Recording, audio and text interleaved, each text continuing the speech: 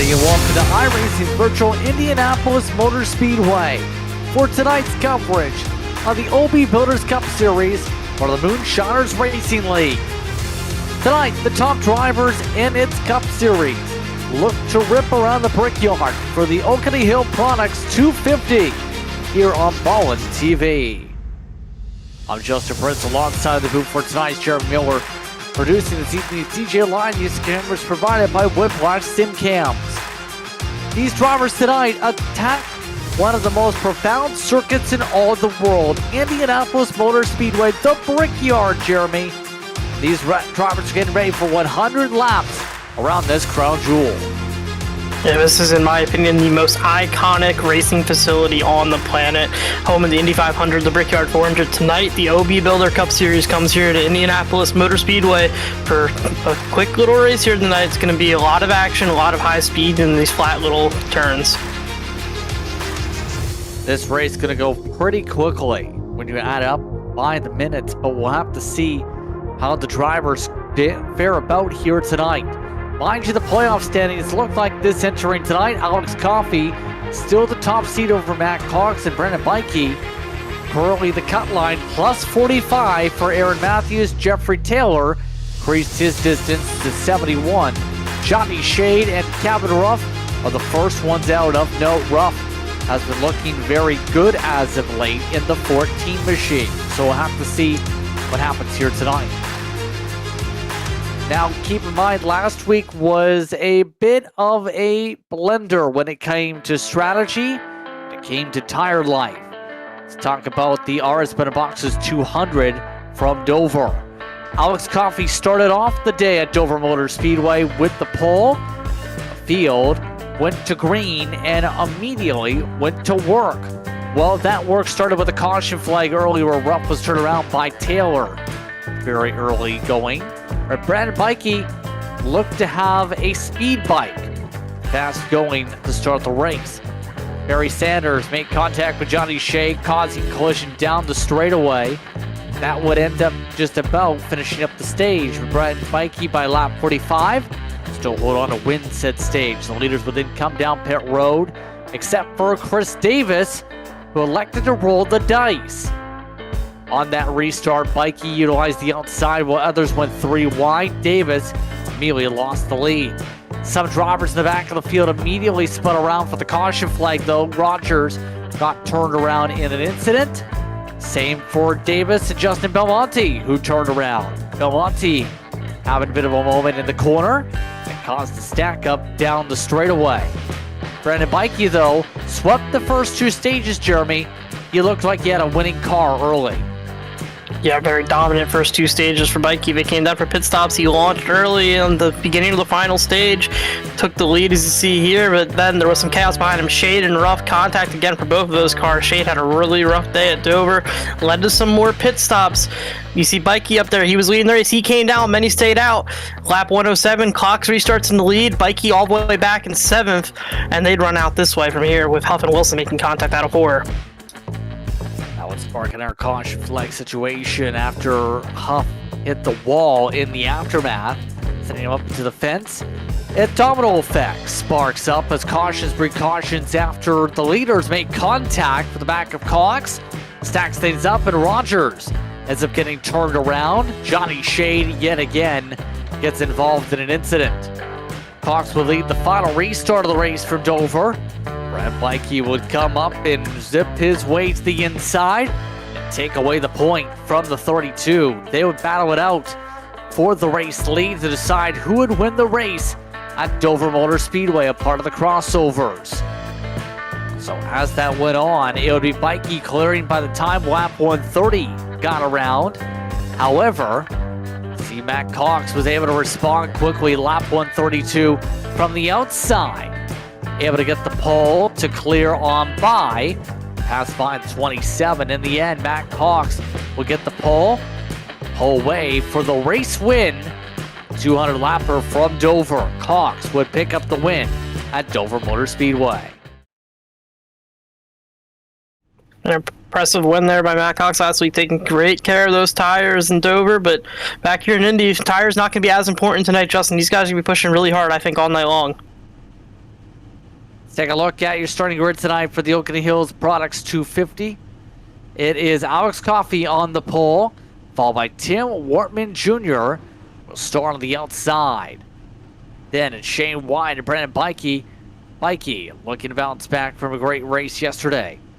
Captain Ruff will start in 5th. Kyle Holden will start in the 6th position. 7th goes to Paul Gallimore with Chris Davis in the 8th spot for tonight.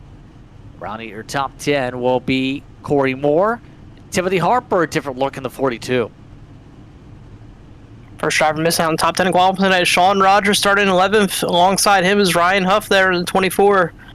Rolling off 13th is going to be Nick King in the Ryan Blaney 12 scheme. Joining him, Blaine Wilson, 18, had a rough week last week. He's looking to rebound here as well. Rolling off 15th is going to be Nigel Christensen in 20, and Jared Clark on the outside in the Flintstones, 21.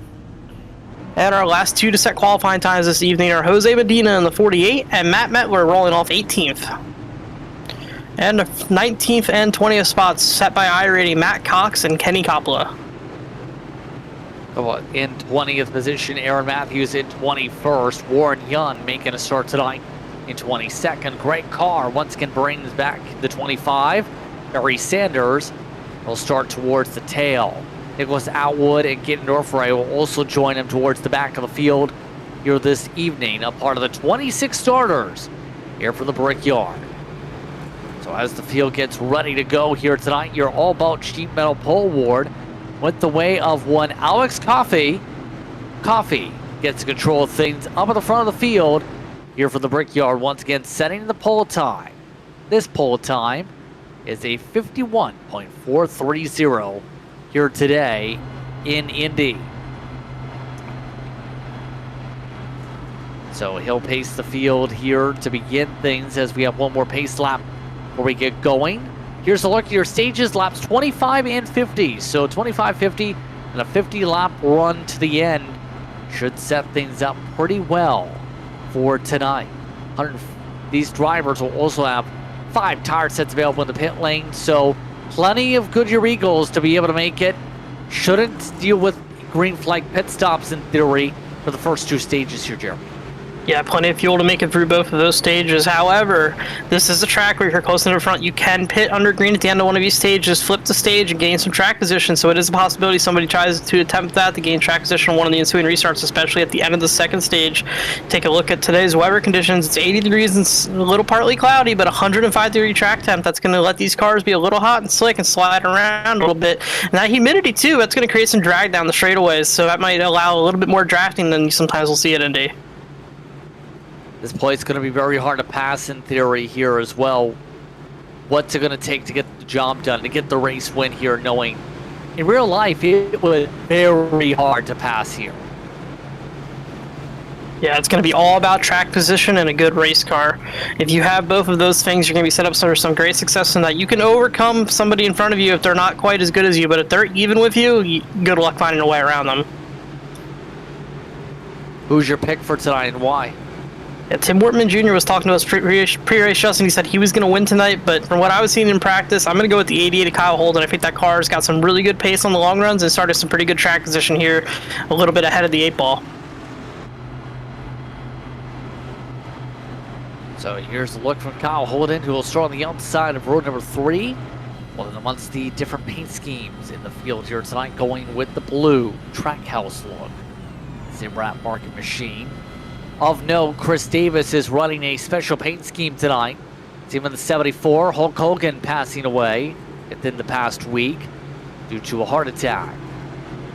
And some drivers are honoring Hulkmania by running Hulk Hogan colors and or a Hulk Hogan paint scheme in the case of Chris Davis. A good looking race car there with the red and yellow is a good color pattern and an all-time classic for any fans of wrestling, so cool to see it on the track. A polarizing figure, but still an iconic look right there for a V74 machine.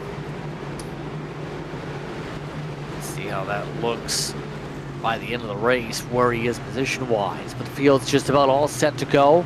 Happy with us here on Ballin' TV for tonight's coverage of the OB Builders Cup Series.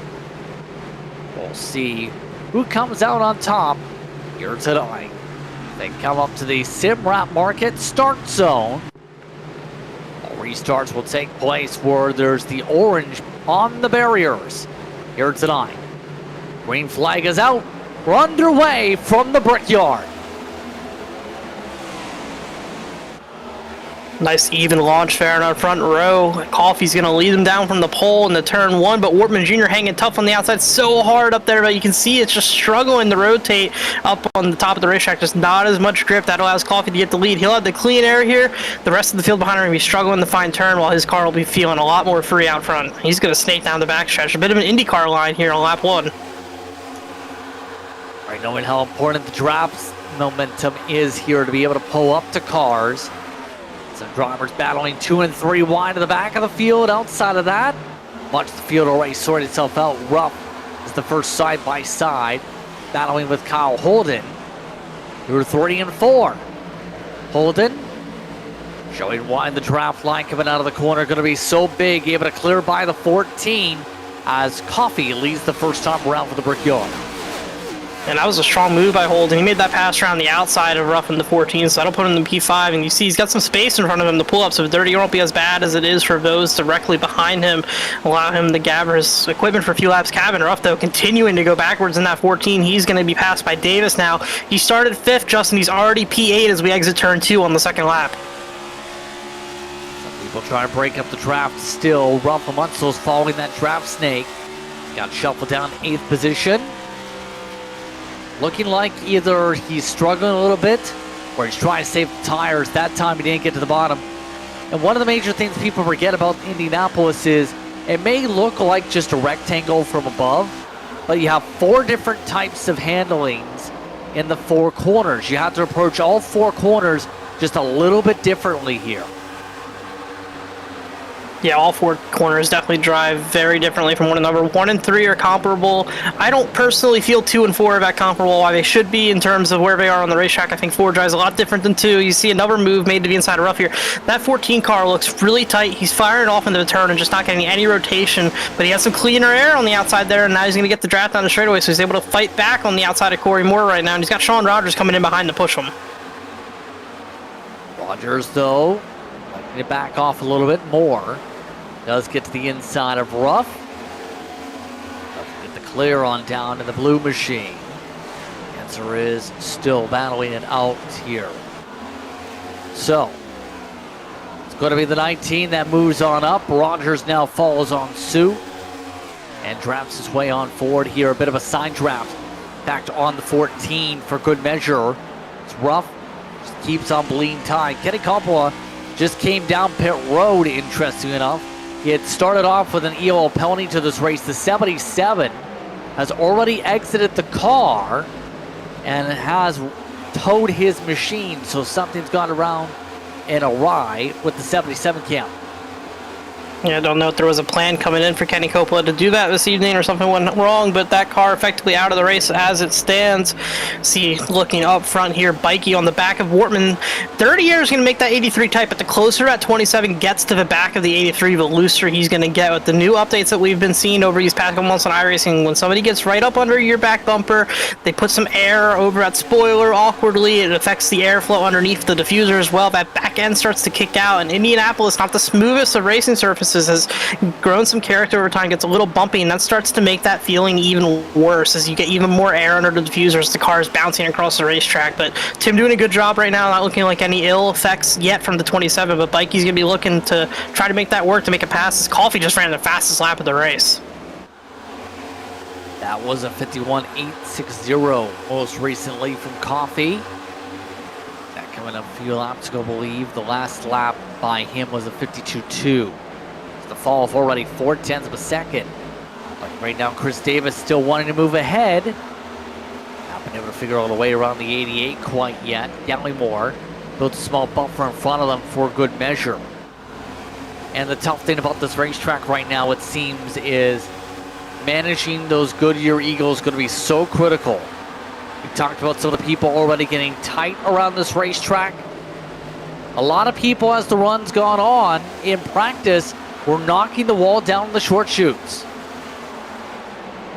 Yeah, it's easy to get suckered in an overdrive, turn 1 and turn 3, and get too much on that exit, which, oh, almost some contact there between 74 and 80. 80 going a little bit backwards here. I was watching him in practice. He was in clean air, and the car was really handling well, but I think the turbulent air, both behind and in front of that car, are upsetting it quite a bit right now. He's looking a little bit slower, and a few behind him here as they're trying to work the inside there. Chris Davis, yeah, you see that short shoot exit. You talk about a couple of drivers on the back end of the screen getting pretty close to that wall, and it's just a little misleading. I don't know what it is about the dimensions of the race car, but it's sometimes pretty hard to comprehend exactly where your right front is coming up off those two turns, and turn 1 and turn 3.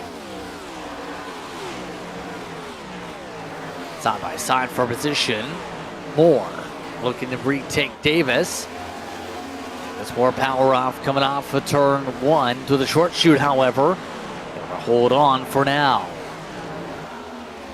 This is now where so much mind games now come into play a little bit, where you're trying to pressurize people into mistakes. Oh, speaking of mistakes, Warren Young around. Caution flag is out. That was off the nose in the backdrop of Jose Medina. And we're under yellow for the first time today. See Medina there, Jose Medina down on the inside wall. He's towed. His night's over. Several repairs needed. This one car is destroyed. That's some really bad damage. He's going to be able to get it out of the grass, drive back around the pit road, but that car is smoked. Ours button boxes replay for the first time tonight. Just started stacking up very quickly. Northright was originally behind him. Lost it in the corner, held on to it, and then snaps right back into him. Barry Sanders also got collected. I think that's what we were talking about just earlier, Justin. There was somebody close to the back bumper on the entry to the corner. Got him a little bit loose with the arrow, and then coming off the corner, just overcorrected with some people still close, probably unsettling in the rear tires. I think he probably got into the gas just a little bit too hard with a little bit too much wheel to the right as we take an onboard look with Barry Sanders here. He's behind by a couple of cars. You see it up there, just a little bit loose on entry there and fornicating North 3. Now here, Barry, you think he has it saved. You come up and wham, nowhere to go. Looks like the left side actually got picked up off the ground. The Ozzy Osbourne paint scheme here tonight. Barry Sanders honoring Ozzy Osbourne, who also passed away recently. And that's a great looking race car right there. I did not notice that when we went through the grid, but really, really great looking race car for the 81 of Barry Sanders. But we'll take a look on Medina's onboard now. Once again, it's going to be something similar picture here. The one's just loose, and you saw the tire smoke there. Yeah, he never really did quite have it caught, Justin. It looked a little deceiving, but you can see it from that onboard. It was still sliding pretty much the entire way onto the straightaway, just a little. Still a huge incident to start things off for a few drivers. And will we see any pit stops? The answer is not really, as you see Medina's car already on the tow truck. First to pit was Barry Sanders. Aaron Matthews also came in. So does Jared Clark and Warren Young. Everybody else just stays on the racetrack and looks to pace for the time being. So our first yellow flag here of the evening. Track position going to be critical. It's going to factor in and impact all the pit stops here tonight that a lot of these drivers elect to make here. Yeah. I don't know if I would have hated pitting here if you're somewhere running in the back, just taking your 4 tires and fuel, and I think you could possibly stretch it to the end of the second stage from right here. I know it sounds like a lot, but you have the stage you ought to save fuel, and if you just saved a little bit for the first portion of this run, then you could probably push hard the entire second stage. Could have been an opportunity to get onto an alternate strategy if you were somebody struggling a little bit further back in the field, but most everybody stays par for the course. But Matthews, 15.1, that's a 4-tire stop, Justin, so that may be exactly just what this 5 car is trying to do. Jared Clark doing the exact same thing. They did not really have track position in the first place. So why not try something different is all you can really say. Especially knowing Matthews is amongst those in the battle for the playoff cut line right now entering tonight. Sometimes you have to throw some big risks. So Coffee is the one that's controlling things up in the front of the field, mind you. So what can you do to pass Alex Coffee? That's the huge question here, Jeremy. Yeah, I mean, really, with the clean air on the 54, he's going to be freer than everybody, so you can try to pack air on him like we saw there.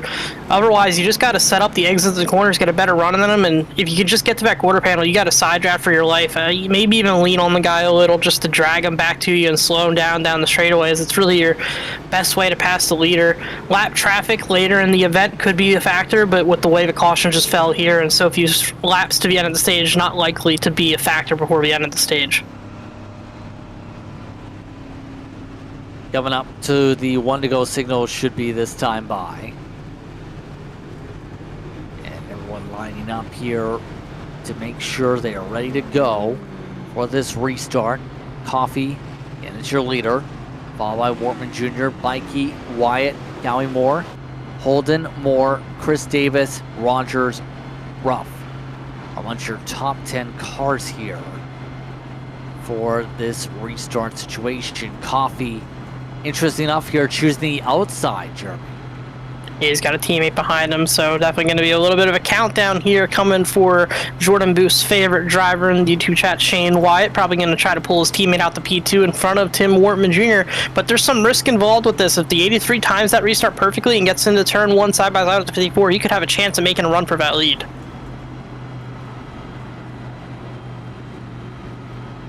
Good opportunity to be able to get a run here, possibly. We'll see what Wyatt can do so far. He has been breaking even, basically.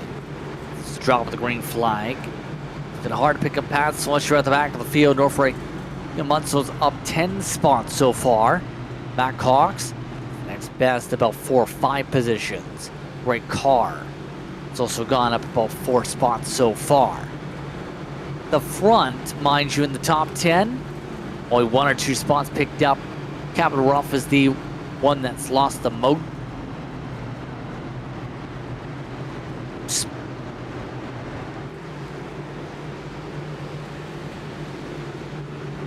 Coming up to the restart here, coming up to the Simrat Market restart zone for this part of the racetrack. Pace car ready to drop off and let the field go green.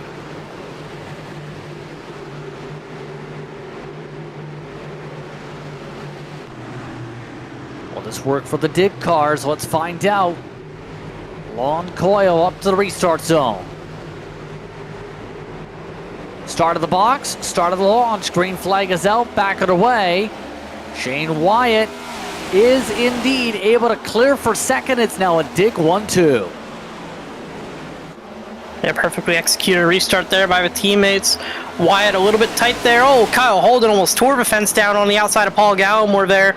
See, Bikey was able to slide into the 4th position behind Wortman Jr. So Tim Wortman Jr. -1 on that restart with the teammates starting on the top and getting that push together. And that's going to allow him to be challenged now by Bikey down into turn 3. They're side by side for 3rd, and they're side by side for 5th behind them. Warren Young just came down pit road, picked up another black flag. Bikey not able to clear on by the 83 quite yet. Gallimore has cleared on by his respective battle to move him inside the top 5 as Wortman Jr. got the pull down the straightaway, but the side draft from Bikey is keeping that 27 going here with that preferred groove. I think Tim's car is about as good as he told us it was before the race, hanging on the outside as strong as he is right now with all the help the 27 was receiving down the straightaway from Paul Gallimore out back of these two battling. But look what it's doing in front of him side by side, slows you down so much at Indy. Shane Wyatt half a second ahead of this battle, and Coffee over a second ahead of P3 already. They're still side by side down here in the 3 as Wortman just can't quite clear Bikey yet, but he rifles it off down in there. A little bit too hard though. The 27 is going to roll back at him. Trying it again, as you see from the fin. Bikey better through the corner apex, but again, Wortman Jr. has that corner exit speed. Just seems to be plateauing right about here, though. That's where it's been so difficult. He does have beast mode performance. Bikey does. Teammate to be able to work with here in Gallimore. Gallimore trying to help from behind. Still no clear on the Warrior Racing car as the BMP entry still battle it out. And it looks like Bikey will clear. Yes, indeed, for 3rd.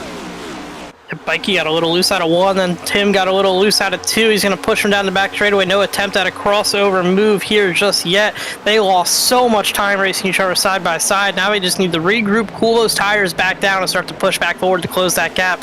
I still think this 83 is a little better than the 27, though. He just had the position on the inside with the teammate behind him. That's really what led to that pass. Tim Wortman Jr., he's all over him. He's definitely stronger than the 27. Matter though is, can he get a pass back at a track known notoriously for being hard to pass? Easier said than done as Mikey gains an extra car length down the corner entry through exit through the first leg. Now the second one pulls another car length. So those who pit, by the way, for those curious, Aaron Matthews is still back in 19th spot.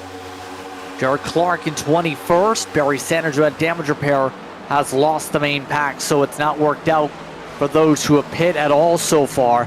They are not rapidly gaining after burning a tire set here. Aaron Matthews, I'm looking on his telemetry right now on board with that car. That car is not shifting while the rest of the field is, so he may be saving fuel to execute that strategy we talked about. Stay out at the end of his stage and then run all the way to that lap 50 mark on this set of tires and on this tank of fuel. It's a bit of a stretch, but I do think it's doable. It would be a gamble, absolutely, here. But is it going to be one that works out? We'll have to see if some of the drivers in front of him are slamming the walls down, though, like Nigel Christensen. Mikey, meanwhile, checking back in with him. He's closed up a decent bit now to Shane Wyatt. Wyatt's lost a bit of ground to Coffee, 2/10 last time by for reference. 27's ripping. Right now, Mikey is quicker than the rest of the leaders. He is the only person from last lap to be in the 51-second bracket. Yeah, that 23 is really not handling good right now, Justin. We can see the back end kind of all over the track there through 3 and 4. Mikey's going to make pretty quick work of this pass from what we're seeing right here. He's driven a little bit away from Tim Wortman Jr. I think right after that pass was made, Tim probably heated up his tires just way too much, fighting hard on the outside. Has dropped off a little bit. He's still arguably just one of the quickest cars on the track. You saw the lap times there last time. I think he was the 3rd quickest car. So, but this 27 of Mikey coming forward right now. He's got to find a way around Wyatt. I mean, he's got a huge run down the back straight away. He's going to get by him pretty easily here. Off to the inside, Mikey. Clearance. Yes, he indeed can. Brendan Mikey makes it look simple. Now he needs to gain 7/10 to try and rip away the lead from Alex Coffey. So Mikey up 2 is on the charge here for BMP. Now, mind you, some of the other drivers less than 10 laps to work with here on the stage. Right now, the lead draft going as far back as 5.6 seconds here. Everybody staying relatively close to a race car at least here. Yeah, not too strung out between individuals, just a little bit of a gap between each of the cars. You see how Coffee got a little bit of the wall there out of turn 2. Didn't hurt his momentum too badly. Mikey just slowly closing in on the straightaway, mostly probably due to the draft, more so in that contact. About 1/10 of a second gained. He's already gapped Shane Wyatt, though, by half a second since he made that pass. Wyatt has fallen into the clutches of Tim Wortman Jr. relatively quickly as well. That 23 looks like it's loose when it's got clean air and extremely tight when it's got dirty air. I just don't think it's doing anything he wants it to right now. Yeah, right now, some of these drivers just on the struggle bus. Important to make sure you don't stay on that bus the rest of the way. Going to be important to make adjustments here as this race goes on. Tim Wortman Jr. now looking for the poke for 3rd. Got clean air on the front nose. Looking for the rotation, though, to be able to get the pole. Have to reset as he regathers the draft. Wortman Jr. last time by was 2/10 quicker than the 23. They've already almost lost a full second to the top 2 here. Yeah, and this is one of those products of racing here at Indy. Tim Wortman Jr. a better car for sure right now than this 23 in front of him, but it's so hard to pass, and Shane Wyatt's no slouch, so as long as he's hitting his marks, even with the car not handling well, he can use the dirty air to his advantage and stay in front of the 83. And we're closing on the end of the stage pretty quickly here right now, so not too much time left for that 83 to make this move Shane Wyatt, and Wyatt gapped him a little bit that lap just by feeding him some dirty air in the corner. You see there in turn 1, a little bit lower on the racetrack for the 23. That makes Tim Wortman's life even harder as he can't find any clean air on the left front of that car.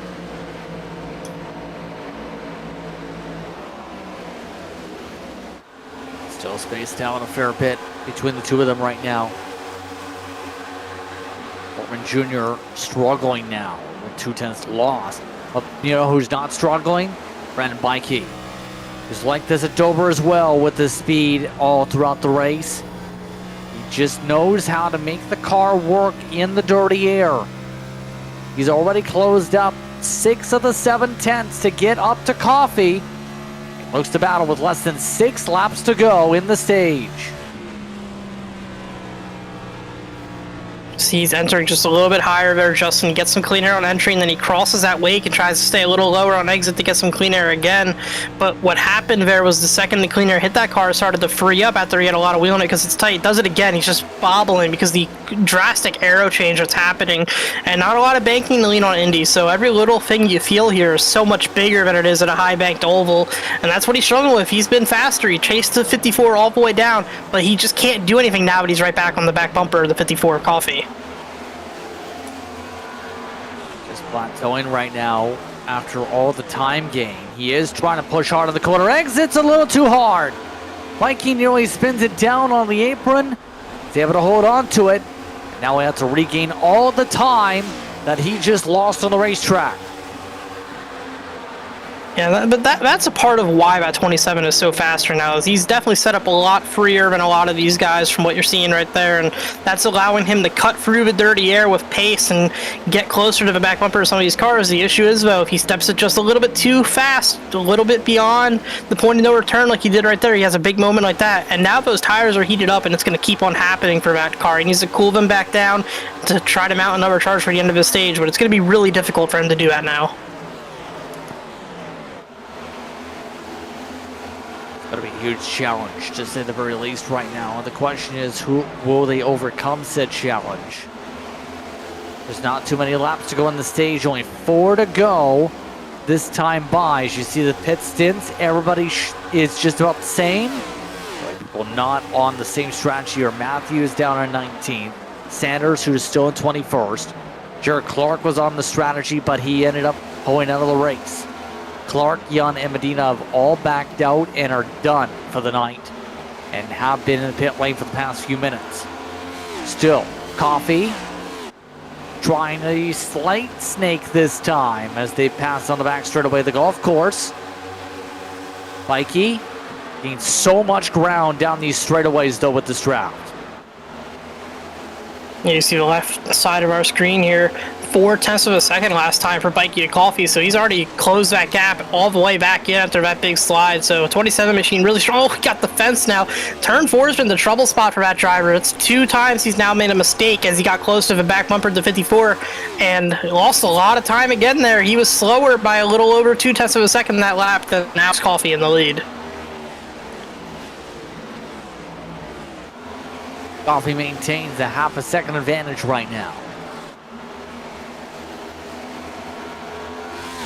It's going to be interesting the rest of the way how these two are going to battle on out off these restarts. But for now, coming to 2 to go in the stage, Coffey seems to be in control. Last time by, 52.4 should say. Only 0.6 of a second of fall off here at the Brickyard. Compared to fresh tires, so not too much fall off at all here for these Goodyear Eagles. Once again, like we've seen at Pocono in Michigan. So we get ready to see, will Bikey get a chance to get alongside? Sends it deep once again, back within a car length. No moves close enough yet. Big contact with the wall. Back in the background there, Shane Wyatt got it out of turn 1. That allows Wortman Jr. to be inside for that 3rd position. They're going to be side by side down the back straightaway. 83 is going to pull that 23 back, and he's going to look to make that run down into turn 3 alongside him. Not side drafting quite as hard as he could, but he's still got the momentum rolling forward for him down here into turn 3. It should be a pretty easy clear. Not quite though. Shane Wyatt fought pretty hard on the right rear of the 83, but he's going to get him. Oh, he got loose, almost turned himself there. Back out front though, Coffee and Bikey within a couple of car lengths of each other, battling for the stage win. Coffee trying to break draft down the middle of the straightaway. 1 to go in stage 1. Bikey within a car length, looking for a setup. Can he find a way to get alongside the 54? Got a little bit loose through 1. Not able to close up enough through the short chute. Through 2. Bikey leaning on the rears. Hits the wall. That might have cost him. Bikey pushing extraordinarily hard. Coffee doing exactly what he needs to do, just keeping that car in the dirty here behind him. Paul Gallimore looking for a way around Shane Wyatt now for the 4th position. Nowhere to go there as they file down into turn 3, but out front, Coffee has an advantage as they head into the final turn.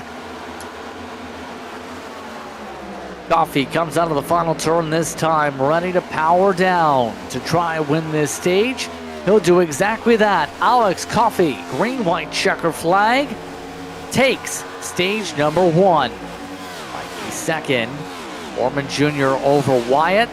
Gallimore, the top 5. Others in the top 10, crew Chris Davis, Corey Moore, Sean Rogers, Kyle Holden, Blaine Wilson, who are up there also. So car 54, Alex Coffee picks up another stage win on the season. That'll help his points. Take a quick break. More coverage coming up. The OB Builders Cup Series continues after this.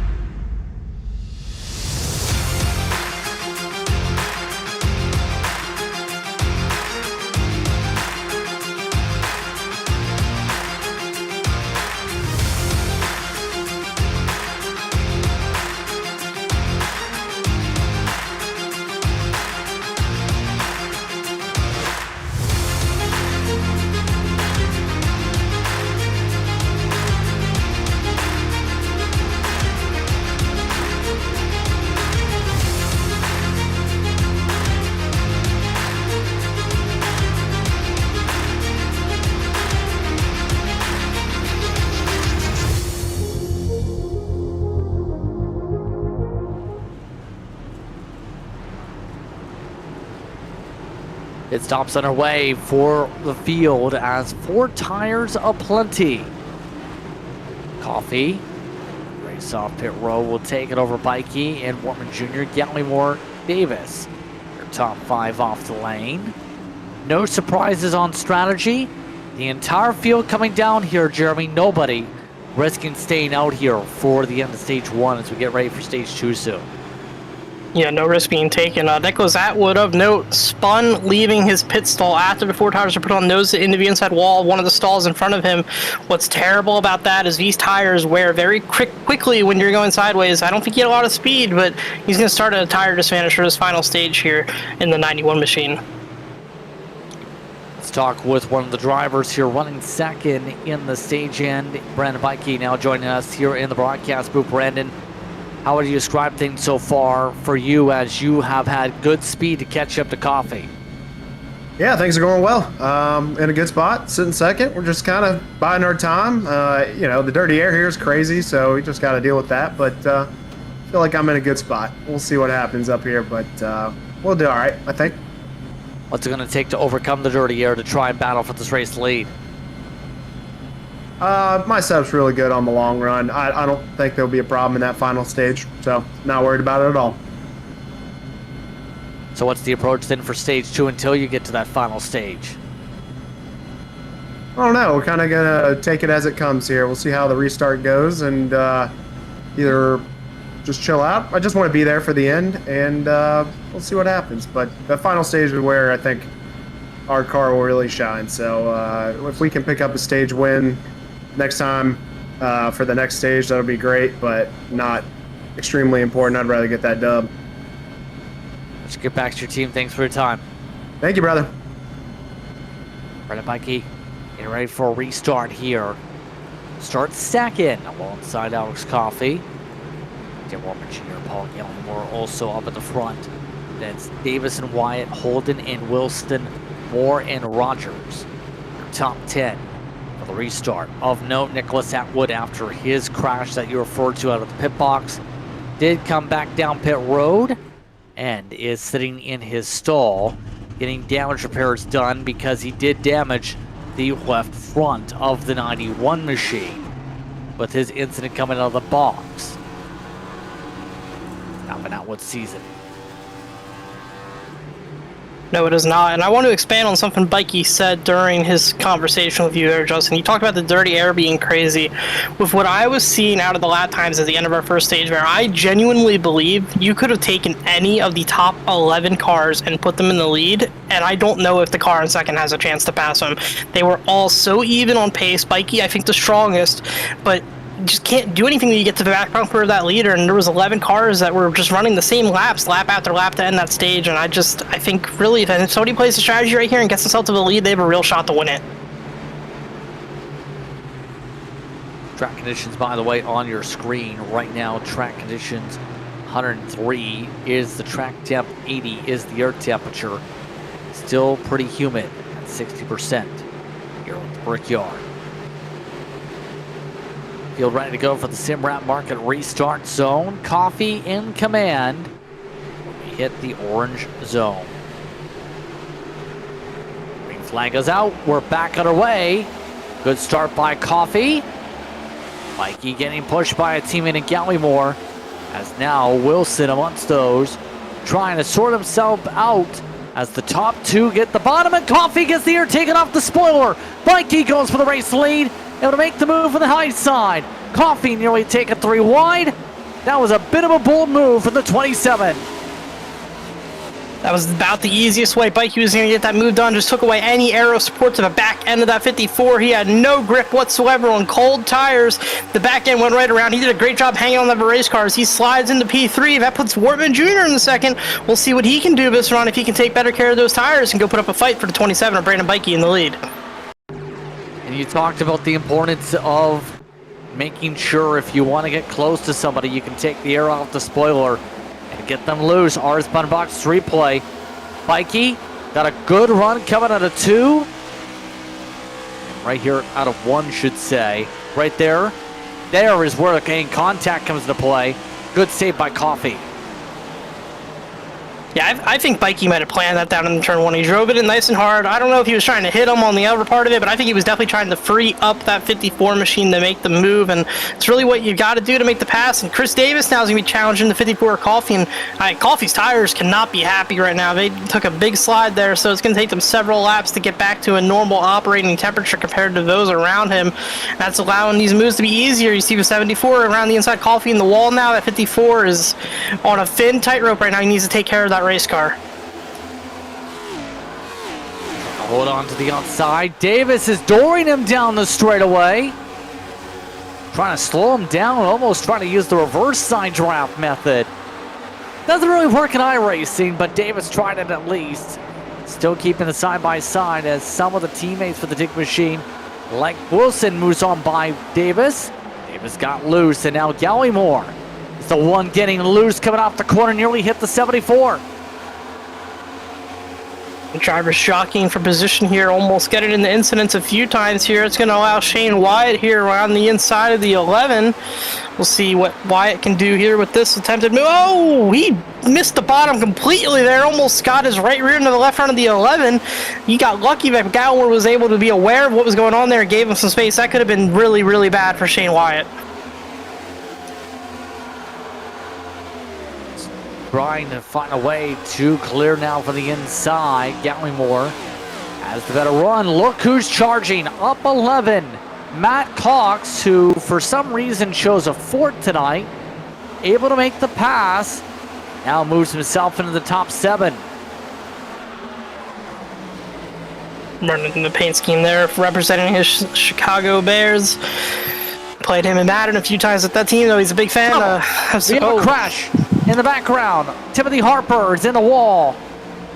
No caution. We stay green. Not happy on the radio. That was with Sean Rogers coming off of turn 2. And this might not be a popular incident because watch what Rogers does coming out of turn 2. See here on the RS button boxes replay. Tim got alongside, made a little. Yeah, I mean, that's intentional, Justin. He just took a swipe at him. Yeah, that is unfortunate. That's uncalled for. I'm not sure why he even did that. Was it because of this?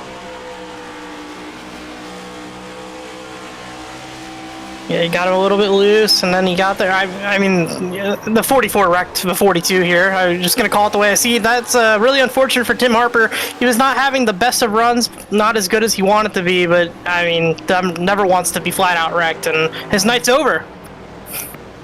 Rogers claims, I got loose.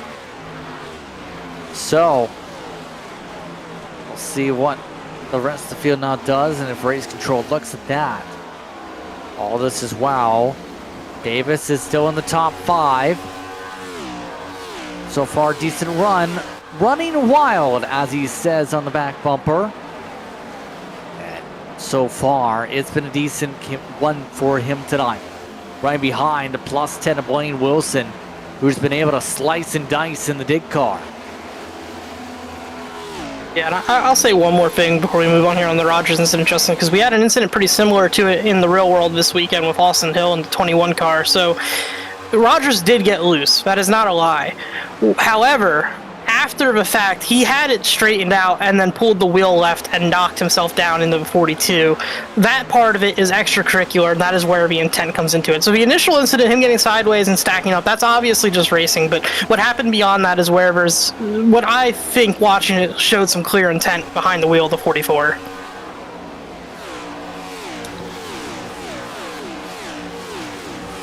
Right now, Patrick Christensen trying to make a move on Norfray. Norfray trying to keep the squeeze down. Norfray just cannot get the clearance down. These two battling for about 14th position on the racetrack. Two teammates near contact. But it's going to be the 56 that manages to clear as a huge shunt by Atwood. Atwood back on the track after the incident he had on pit road, trying to climb his way back forward. He did an okay job keeping the car not from being destroyed there when he made that mistake. Always a bit of an embarrassing moment when that happens, but he's doing a good job recovering, and Atwood, not a terrible race car driver by any means, not trying to say that.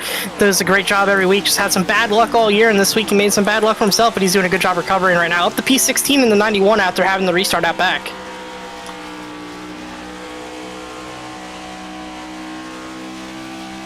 Yeah, so far, things have stayed relatively calm at the back of the lead group. Meanwhile, for Nick King, just running behind Aaron Matthews, who burned an extra tire set in this race. Not much doing for the Warrior Racing Machine, just running in place, and that's been a difficult thing for him so far tonight.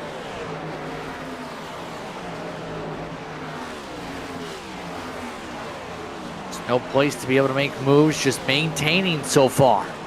and his car might have a shot on Matthews, who has picked up spots. In fact, Kane will indeed attack him off the diamond. Yeah, good battle back here between these two. Matthews, we saw in the auction chat earlier, he is down a set of tires right now, so King's going to move on by in the 12th, and this is a good run for both these cars, Justin. P12, P13, they're just on the outside of stage points, but Nick King got really loose there. They're going to swap these positions back and forth once again, as they'll be side by side once again here down this straightaway, and man, I'll tell you, these two are probably having some fun right now. They got nobody out back, nobody out front really for a few car lengths in each direction, and they're battling.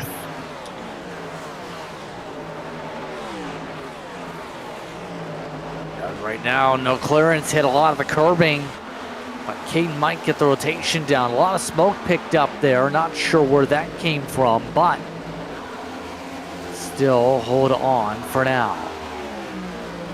Looks like King clear, able to clear him by barely.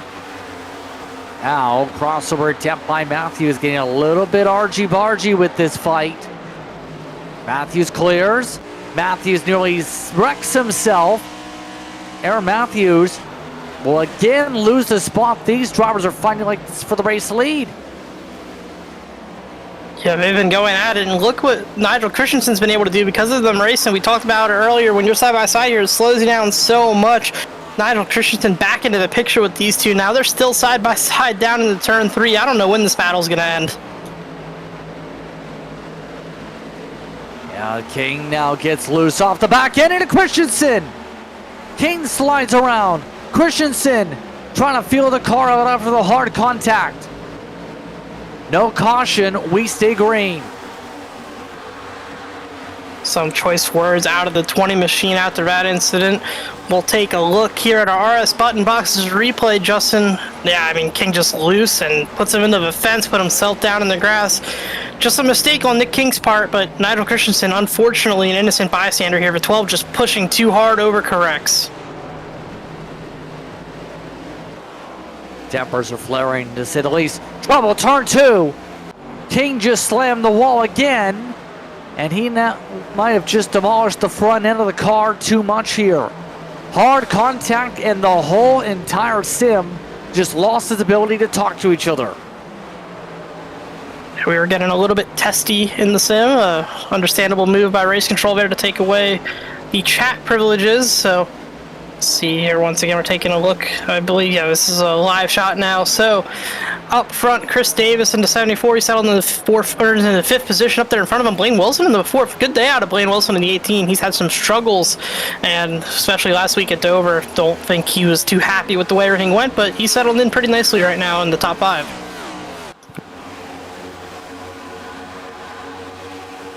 Right now, good race for Blaine Wilson. Very quiet, very steady. He's not the biggest mover. Matt Cox is, mind you, up 12, but he's been mightily focused on being able to just pick off spot after spot. It's one of the best races for Wilson all season. Yeah, he's been doing a good job. He's had a rough stretch throughout the summer, so I think he's, as we said, going to be very happy with this. Biggest mover, though, Matt Cox, up to P7 in that 32. He's been climbing. Winner a week ago at Dover, not quite as good as he's been last week, but still a lot of race left. Over half of the race remaining for the 32. You see that Bears machine once again. He's closing on his teammate there, Paul Galmore in the 11. An impressive, big moment though, right as we're, what a job by Matthew Cox. That was an incredible save out of turn 2, Justin. He'll lose the spot to Kyle Holden though. They're a loose moment, absolutely. These drivers really battling with the race cars right now. Cox able to keep it out of the fence. So he holds on for now. Less than 10 laps to go in stage number 2.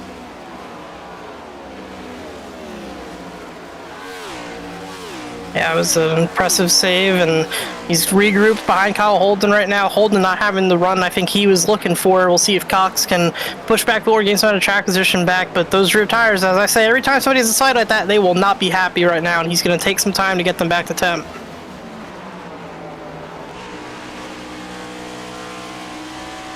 Take a look from Ruff. Kevin Ruff. Car's not been able to move forward here. It's just not been there. Seen how tight it was early on. Not sure if it's really came to the 14 yet. -6 with the course of the race right now.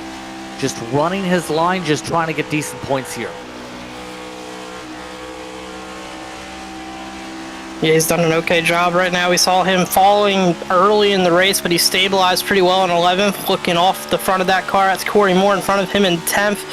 In front of them, though, Shane Wyatt has fallen to a 9th position after up the second earlier behind his teammate Coffee. Wyatt's car has been falling in the wrong direction, and we'll see if he can hold on to that position, as I think these two behind him might be closing in just a little bit on old Shane here in the 23.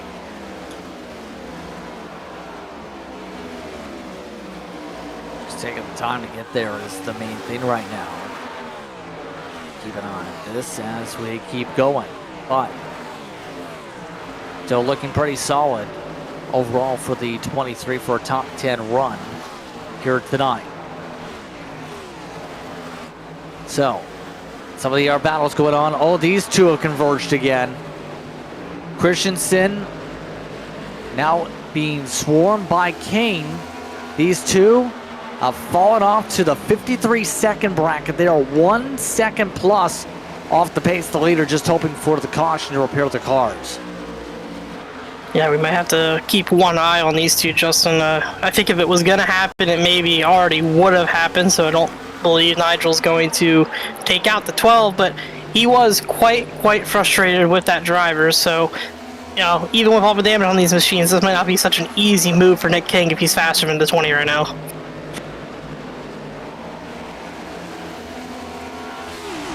Christensen was the one that was slower out of the two last time by. Now Christensen quicker this past time by with the update. Let's see how Christensen now handles this. He is trying to go a little bit deeper in the corners compared to the 12 after that incident. Less than 5 laps to work with here in stage number 2. Looking up towards the front. It's the battle for the top 5. Davis and Gallimore looking to fight it out, running 52-second lap times up here. Yeah, these two are going to be fighting for the 5th position right now, and I think these two cars, like I said earlier, I think if you put one of these two in the lead, they can maybe hold on. Bikey definitely the strongest car in the field right now for a second week in a row through this point in the race. We'll see if he can hold on to it in the final stage, unlike a week ago. But Gallimore, a really strong run right now. And yeah, I mean, this is a really strong run for Chris Davis as well. I know he's got some wins on the season, but one being fuel mileage and the other at Atlanta. I think Davis needs some good runs at some more traditional run races like this to build some confidence in that 74, and what a good looking race car to do that in.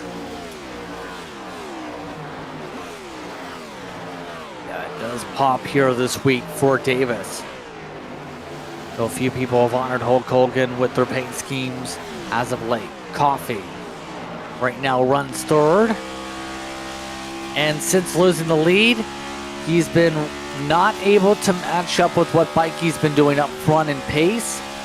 In terms of the average, he's off by a 10th or so, but he is still in line for decent stage points here for stage number 2. That's the bright side. Yeah, continuing to build some points for the 54 of Coffee. They'll be coming to take 3 to go in the stage. We'll see no takers this time by for pit road. I was interested to see if anybody would try to flip the stage here. Could still see some action next time around just before pit road closes. We'll keep an eye really just on our top 4 here. I don't know if anybody else can realistically dive down. If Bikey does, there's Cox on pit road though. He's gonna flip the stage. It's risky though. He was a little far back at the leader. He could get lapped. Well, this could be interesting here. This attempt to flip the stage. Oh, and he missed the pit stall. Matt Cox too quick. I wonder, Justin, if he has the inside information that his teammate Bikey is going to pit and made this decision easier for him, because otherwise he is in jeopardy right now, especially with slide improve stall. Because here comes Bikey for turn 4, and Cox, I mean, definitely still in the pit stall because we just saw the right sides up on that car. This is going to be close. Bikey stays out on the racetrack for now. No others follow on through. Pit road should be closed this time by. Someone still is coming down pit road to try and beat out the sim as the rest of the field stays on circuit. Matt Cox fighting to keep on the lead lap on the rejoin. It's actually going to be close. within 10 car lengths, and it looks like Cox may just hold on here. Yeah, and the other thing is Bikey is a teammate, so I do think even if it was closer, he would have cut Cox the break with such a large lead. Interestingly enough, pit road was not closed, so whoever you saw scurrying on down there in the background, they got in without a black flag, and I mean, somebody could do it this time around as well, because pit road wasn't closed. Yeah, the sim didn't close up the pit road, interesting enough here. But keep going. Mikey should be at 1 to go on the stage here based on the estimates we were told on the stage numbers. Mikey continues to cruise away. Pit road just now closed in sim. But ever since he got Coffee loose, took the air off his spoiler, able to run away and run faster lap times than most of the field. Past 5, he was quicker by almost 1/10 of a second a lap. We'll come through 3 and 4, looking to keep it simple. No issues, no mistakes, no problems. And now he'll have Matt Cox in front of him to stay on the lead lap, but it's going to be Brandon Bikey who will stay up in front and pick up the green-white checker flag over Tim Wortman Jr. and Coffee, your top 3. Wade Wilson, Paul Gallimore get the top 5. Kyle Holden, Chris Davis, top 7. Shane Wyatt, Corey Moore, Cabot Ruff up there in the top 10 as the caution comes out.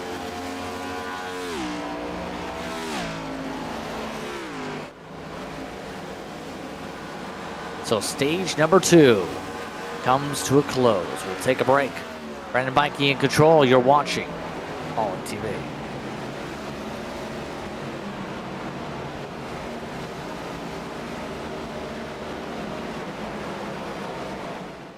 Racing isn't easy, but experiencing it is. iRacing puts you in the driver's seat with the industry's leading sim racing game. Drive on laser scan replicas of the greatest racing circuits from around the world. Go head to head against other drivers chosen by skill-based matchmaking to ensure competitive racing at every level. Compete across all your favorite series. In officially licensed cars, engineered to deliver the most accurate driving experience possible.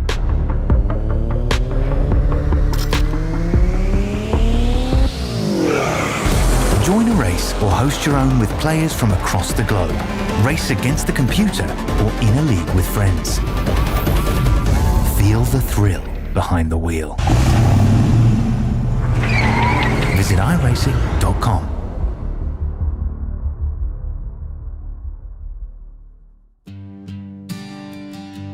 The Flash, is he dying? He's dying. He's dying. You said, Adam, you ain't nothing but a criminal. Nothing but a criminal with an ice cold stare. That's typical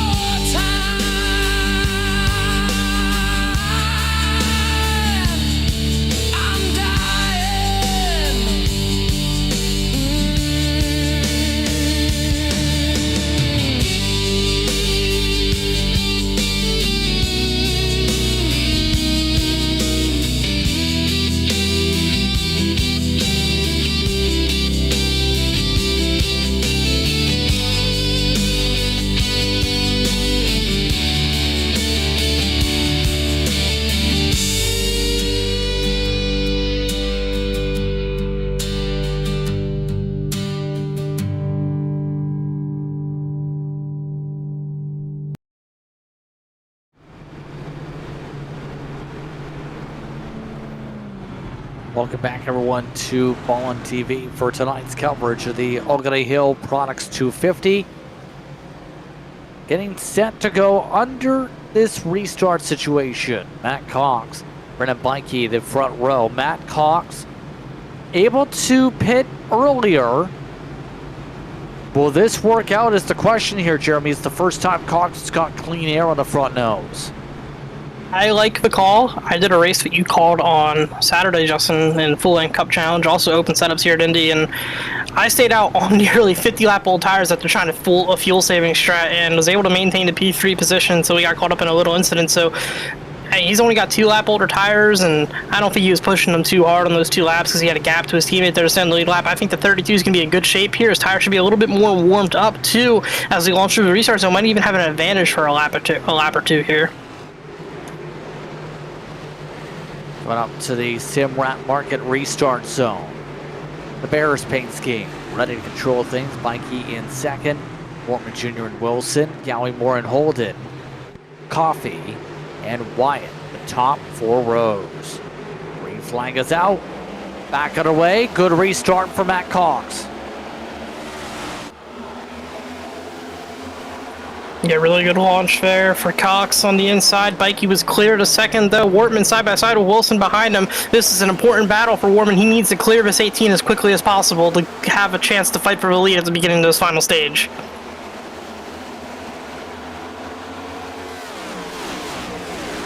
Right now it's starting to snake their way down the straightaway. Some of these drivers, Wortman Jr., Wilson battling Coffee, already trying to find a way back around Gowie Moore. So a lot of squabbling for the top 5 at least. See how long it lasts here in this one. Here's Coffee. To the inside, near contact, nearly fed the fender to the 11. Yeah, he essentially did feed the fender to the 11, cost Gallimore all his momentum down the straightaway. Coffee clear, Holden now to the inside of Gallimore with Wyatt in behind him. They're going to file on by that 11 car, shuffle that line with no momentum in Indianapolis, not a place any driver wants to be. Now some more contact there with the 23 Wyatt as Gallimore's trying to fight back. Oh, he hit him again, and he almost turned himself on the 9, and he did turn himself across the nose of the 19. 19's going to get run over by Sean Rogers. Huge wreck out of turn 2. No caution yet. We're still green. Norfrey involved, Moore involved, and we still remain green even with the 56 the wrong way around right now. 56 still facing backwards. Sorry to interrupt there, RS Butt Box's replay. I'll let you take it from here, Justin, but they were all over the place. Moore trying to clear more. Couldn't clear, and there's the stack up to go all the way around and ends up putting us into an incident with at least 3 cars stacked up. The 56 is yet to get going and is still stopped on the racetrack.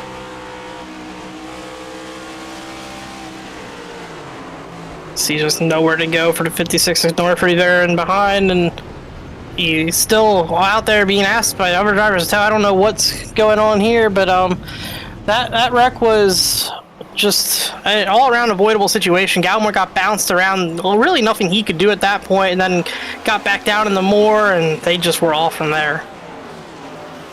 Norfrey has towed, as you just seen, so we stay green. Wilson trying to move his way back into the top 3, has the draft pole.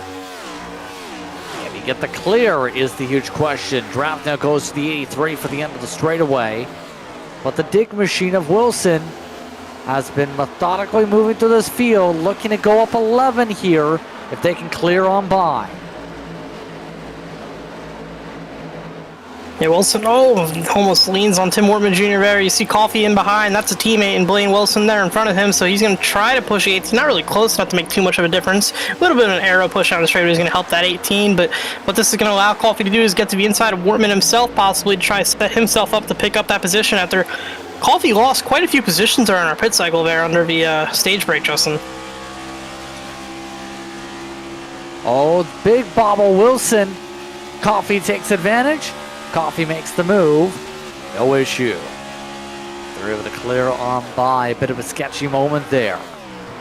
But now it's the matter of how long can they get to the end of the fuel tank, Jeremy. how long is this run going to be, knowing how big track position it's going to be?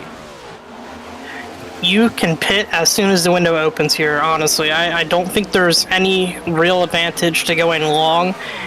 You could pit too early, I suppose, for the tires, but I would definitely expect stops on the shorter side of the fuel run than the longer end of the fuel run for sure. I think an overcut would be a mistake at Indianapolis. Some of those involved against it still battling it out. Wilson trying to hold back some of the bleeding. Able to patch it up with a run and an immediate draft block on Kyle Holden. Wilson's got the speed for a top 5 here tonight. It's just a matter of, can he make sure to keep it clean here as the night goes on. A bit of a bobble again. We'll hold on to it. See that bobble stacks up that little group, closing all in on each other. Rogers and White able to close in with that bobble, but they're going to be side by side behind there. Rogers got a good run off of turn 2, got that 23 a little bit up the racetrack with the air, and they'll be side by side as they head down into turn 3, fully alongside just about for the 44. We'll see what White can do on the top side.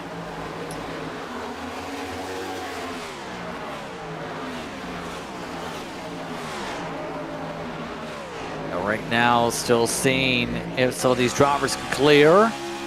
Rogers and Wyatt. This from the spoiler. Well, dead even down the straightaways on speed right now in terms of how trimmed out these car setups may be right now.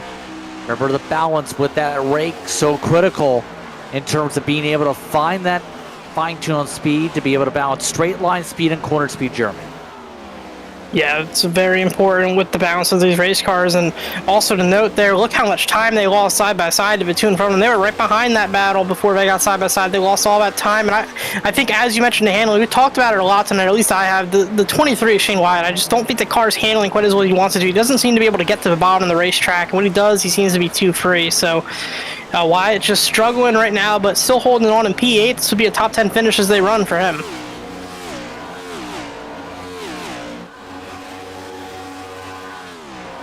Them right now just squabbled away in their respective 2-car pack for now. Under 40 laps to work with in this race, by the way. Lap time still in the 51-52 second bracket. As they go, Wilson steps in the wall. It's really cost him too much time though, despite that.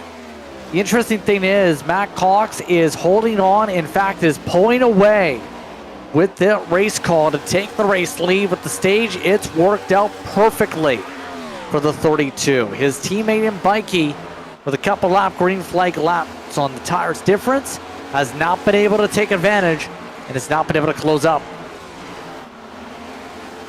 Yeah, Cox doing a great job out front. Not a huge disadvantage on tires, and I think this is also proving, Justin, when we get to that pit cycle, it's not going to be such a detriment to pit early. It's going to be all about executing that stop, getting the best entry you can, the best drive in and out of pit road, a good stop, position yourself well in your box, a good exit on the access road, because you can really push it here. You can go all the way out to that white line and try to gain a lot of extra speed, but you got to be on the edge of control to get it as fast as you can. Whoever does that best has a real shot to win the race. As Cox got on the wall almost out of turn 2, though, going to lose some time down the back straightaway. That was a bit of a moment for our leader. Just a small bit, but they still maintain for now. Still up by 0.7 of a second is Cox for now. So all this is now going to be where this run continues to just stretch on out here. Mikey, this time by, towards the lap count, only got within about 1/10 of a second gain compared to what Cox did from his little mistake on the circuit. So talking about someone that's now in the top 10 here, Greg Carr, the 25 car, has had a very quiet day today. It's in our Warrior Racing car. The 25 has now jumped into the top 10 and is just maintaining for the time being and able to go up 13 spots, your second biggest mover tonight. Yeah, I don't know if we've said his name once tonight, but he did a really, really good job avoiding that little kerfuffle out of turn 2 and saw a few cars spinning down the racetrack facing the wrong direction, and he's been rewarded for it up here in the top 10. As see some pit stops here, Justin. I was just about to mention, I think we were within our fuel window, and we have some really early takers. That's Coffee, and I believe, I'm sorry, I couldn't quite see, it's Blaine Wilson in behind him. An interesting time for the pit stops for these drivers here too. Only 12 laps into the run. Not a lot of time on the Goodyear Eagles here. Do they take 2 tires, you think, with this small of a split?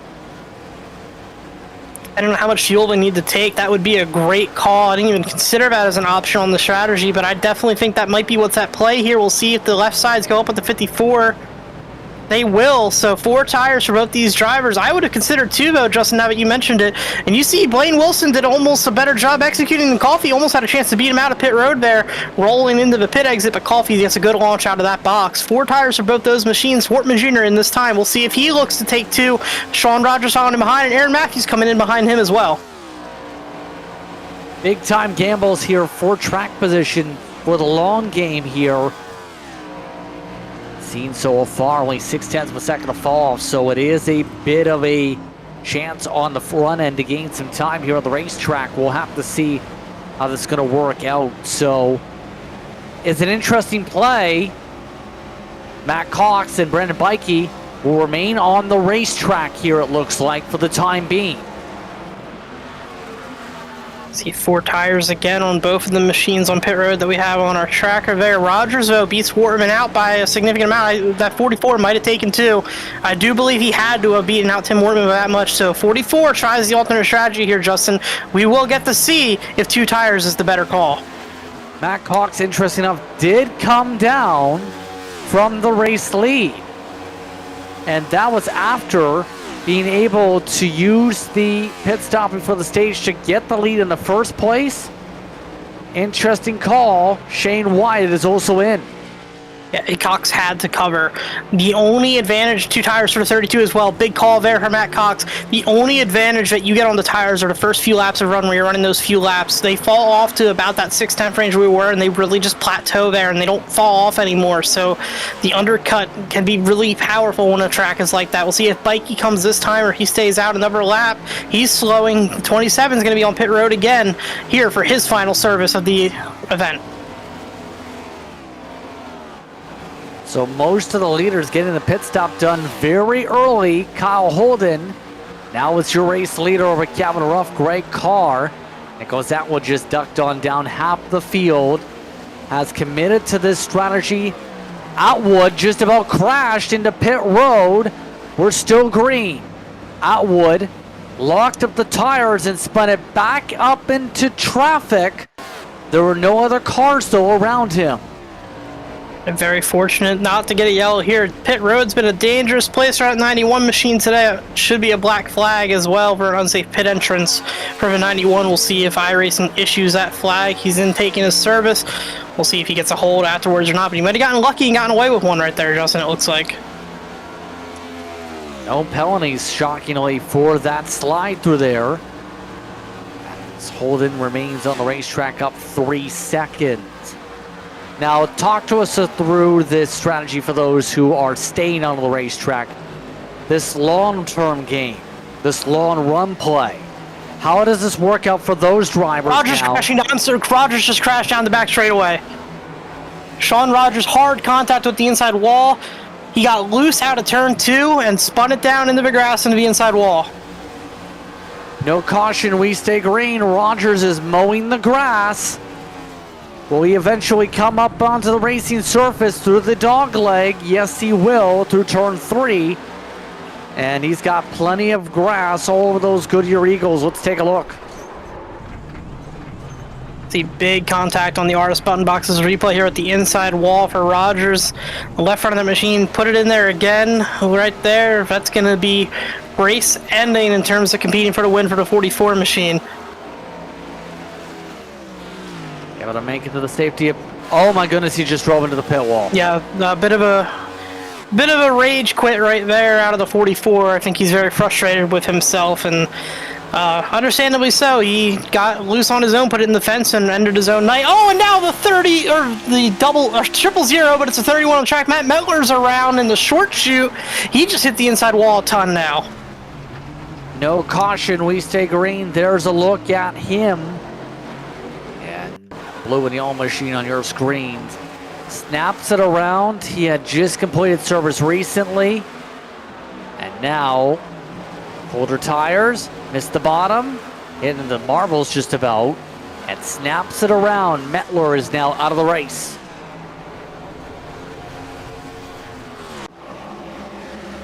Fortunately, does not cause an issue for anybody else on the track as we get a nice aerial shot of the racing taking place here in Indianapolis. Kyle Holden still your leader, Justin, and finally a little bit of a calm amongst the chaos here. We'll go back to the question you were asking. These drivers that are running long at this point, I think, are hoping for a yellow. Not yet, because all the drivers that just pit would probably stay out, but they want this to go as long as they can and get a yellow very late, where the rest of these drivers' tires would be so old that they would pit as well, but they wouldn't have caught all the way back around to make a pass. But the other thing I'll mention here, Justin, I did it on Saturday. If you clutch and coast an entire 50-lap run here, you can make it. Somebody could be saving fuel and trying to make it to the end of this race.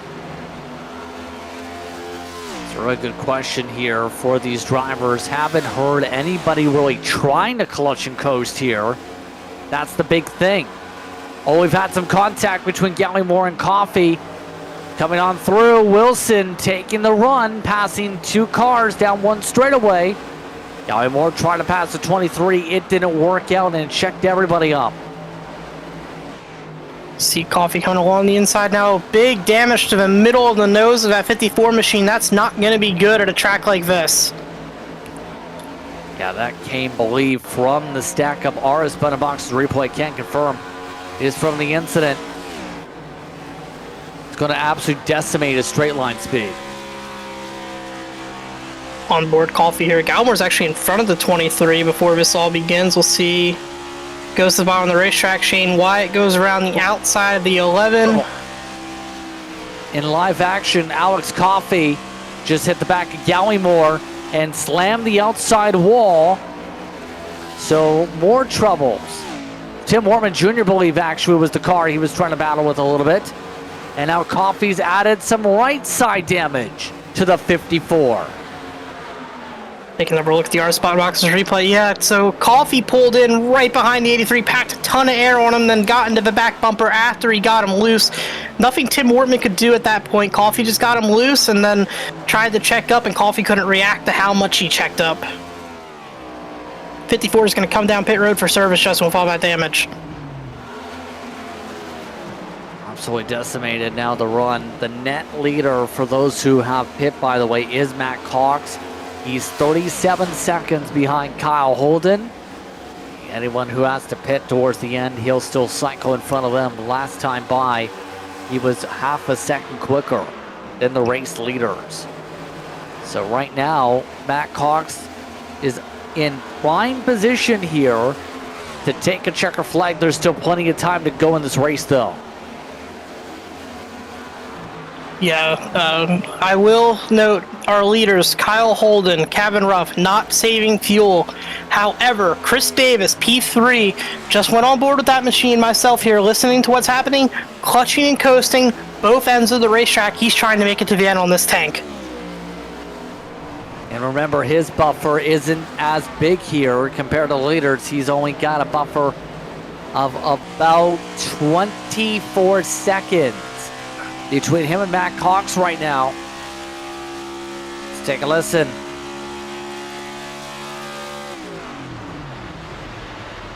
He is clutching very early.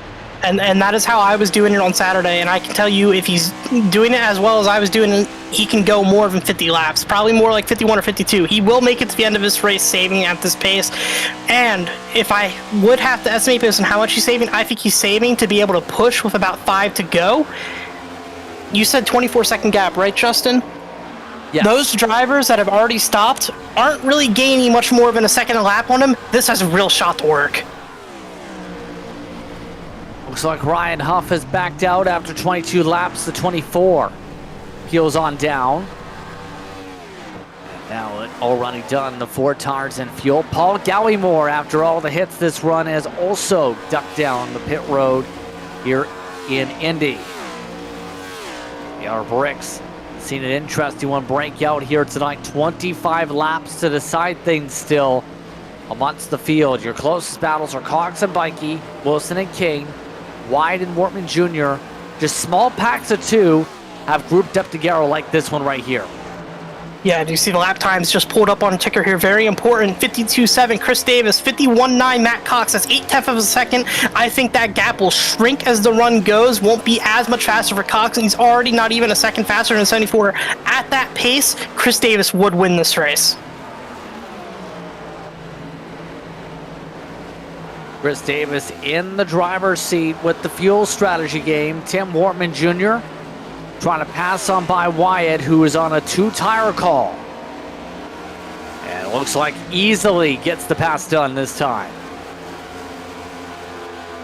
52.5 that time from Chris Davis, 0.2 that lap, and it wasn't from pushing the car faster. I heard the clutching in all the same spots. That 74 is doing a perfect job right now, executing exactly how it needs to. You see Kyle Holden on pit road. He makes his final stop under green.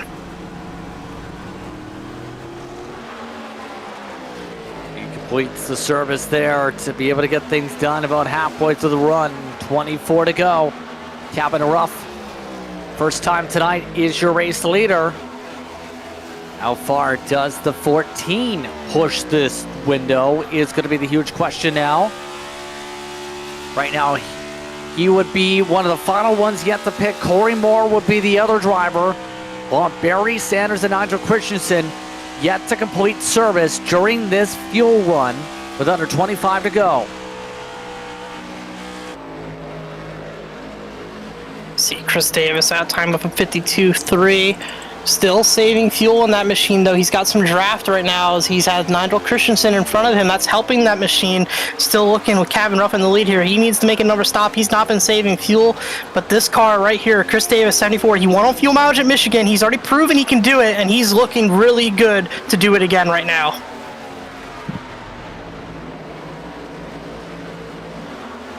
In the prime position to be able to try and win this race. 22 seconds the buffer. Maintaining patience. That's got to be the key here from Chris Davis, as he does have drivers like Nigel Christensen. He can currently draft off. He is clutch and coasting all the way from the flag stand to make sure he can try and win this race. It would be a chance for a bit of an upset here after how the rest of this night is gone. In addition to clutching and coasting, also keeping the car in 5th gear, lower revs down the entire straightaway, also saving a bunch of extra fuel for that 74 machine, not at the detriment of much performance either. These cars can go nearly just as fast when you're in 4th. You just get a little bit more, but he doesn't need that right now with his strategy.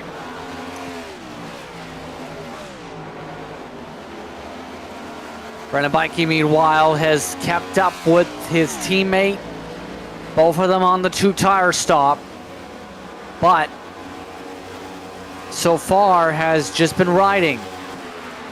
Decent run for the 27, had race-winning speed we see when he had clean air, but Cox, likely on a similar setup, just doing his thing in the clean air and maintaining in front of Bikey since that call that got him in front of the first place.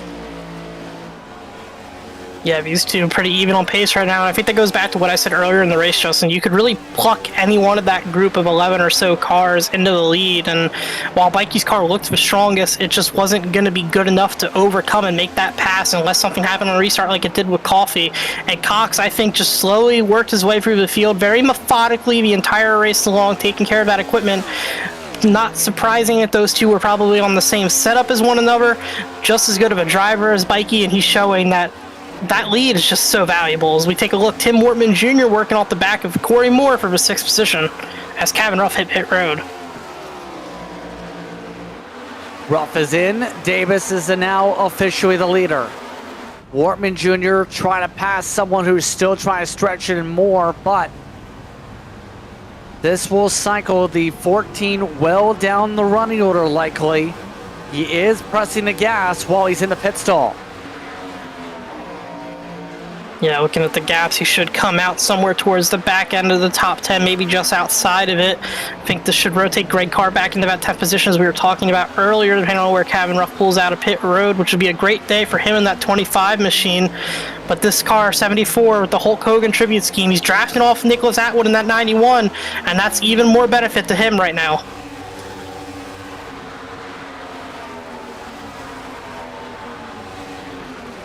Still looking there through turn 1 right now. He's just clutching and coasting every corner, all 4 corners around this racetrack. That 74 puts the clutch in, lets it coast. It's going to wear the right front tire a little bit, but that just doesn't matter right now. The handling's going to stay perfectly in place with him.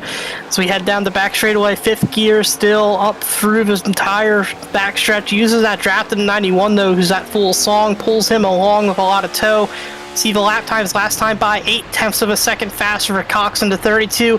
That wouldn't be enough to get it done even if he consistently stayed at that pace. He needs to find more as they head down into turn 4.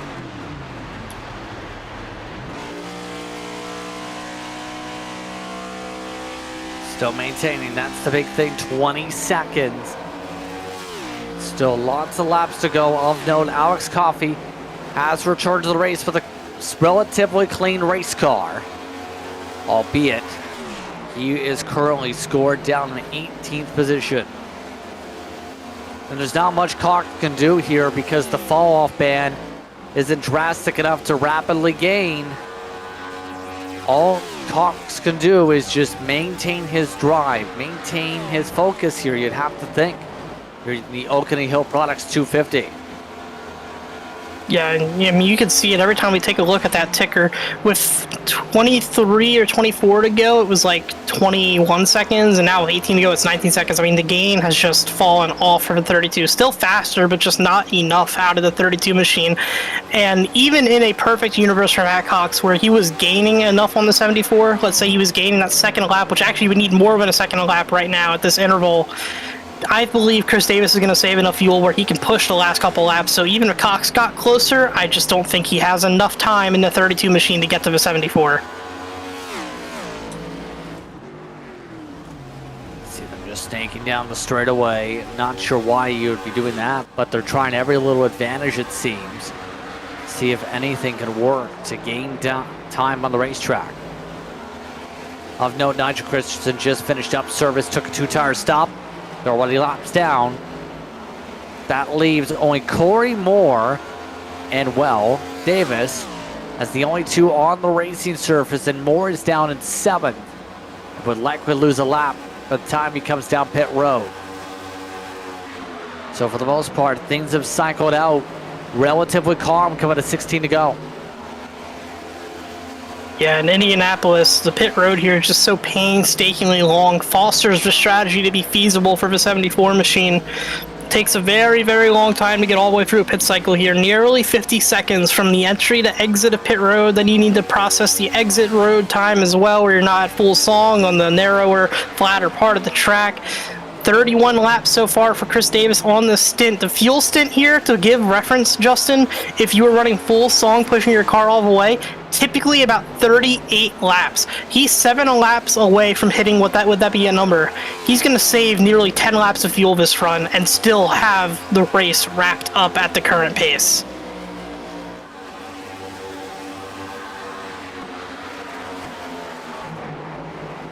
Right now, things looking relatively stable for Davis, absolutely. So, 15 laps to go around the racetrack here at the Brickyard. Everyone's strategy is basically made up now, is the major thing. One of the drivers to keep an eye on to see how far they can go for a decent point stay is going to be Ruff, by the way. Ruff is on much fresher tires compared to the rest of the field. Greg Carr has also closed up to Aaron Matthews. This is for top 10. Yeah, top 10, very valuable for these drivers. Nice little thing to hang your hat on a day like this. Greg Carr would definitely like to go get that position from the 5 here in Aaron Matthews, so we'll see if he's able to make that pass happen. There's plenty of time to do it. Nothing really out back to worry about, but they're also still trying to chase down some cars in front of them. Ruff's going to start making some passes that may slow some people down and bring them back into this battle. There's a look at Ruff. This is for 8th. not electing to make the move quite yet. Just waiting for a place to pick a spot. There's a pick a pocket move for the pass on Wyatt. Rough down in the top 8. A good move there by Kevin Ruff, setting up the car on older tires, able to move on by with quite a bit of ease. Shane Wyatt down to a 9th position. Not the finish result that the 23 was hoping for as we tend towards the end of this race. He was running up front earlier.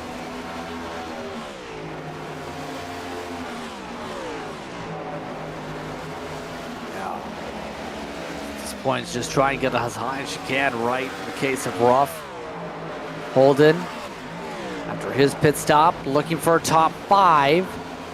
He's got 11 lap fresher tires than Tim Wortman Jr. Last time by, he was only about a 10th of a second quicker, though. Yeah, doing a good job right now with those fresher tires, trying to chase down the back bumper of the 83. This is for a top 5 position if Chris Davis makes the fuel last, which I believe he will at this point. So this is a battle for that 5th position. The 88 and 83, 2 cars that have run up front for most of the day. Holden had some struggles earlier, but he's rebounded nicely to be in this position late.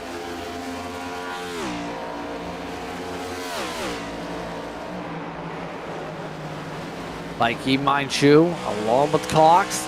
The gap is down under 15 seconds and closing. Chris Davis has gone down to 53 Fords and 5s. So not enough to get there unless Davis runs out, but Mikey has just not been able to break that buffer that Cox has built up on the racetrack in terms of drafting distance. Well, I'll tell you, Matt Cox went a 1.5 seconds faster last time. Davis lost some of that draft that he had, so this is starting to look a little less bright for the 74. He needs to find a little bit of that lap time back. Can't afford to bleed that every lap, so we'll see what it is when they come back this time. Still snaking down this back straightaway, Cox. He's really just doing that to break the draft of the 27 behind him. Also don't want to run right up against that wall the entire straightaways. It will slow you down if you're just right next to it the entire time, so nothing too out of the ordinary there for the 32, just trying to maintain that position, because if the 74 doesn't make it or can't maintain a pace fast enough to keep the lead, this is the battle for the win.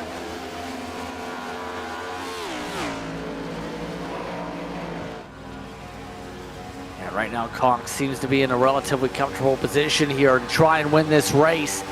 If they maintain here, Mikey last time by was a slight bit quicker, but only slight. On the average, he's only been a couple 100ths quicker than Cox the past 5 laps. Corey Moore has backed out of his strategy. He just pit, by the way. Moore is in 37 laps into his run. Yeah, not the best of situations for Moore here. He comes down pit road late, will make this service. He'll be a lap down by the time he comes out of pit road. We'll have some fresh tires to try to slice through some traffic with, but some damage on that machine as well from some incidents earlier. So see up on the screen here now, a little bit of a gaggle of race cars. They had some moments down the front straightaway amongst themselves, but Matthews is still right there in front of Carr, and that actually has moved into the 8th and 9th battle with Wyatt in there, and 10th has fallen back behind these two.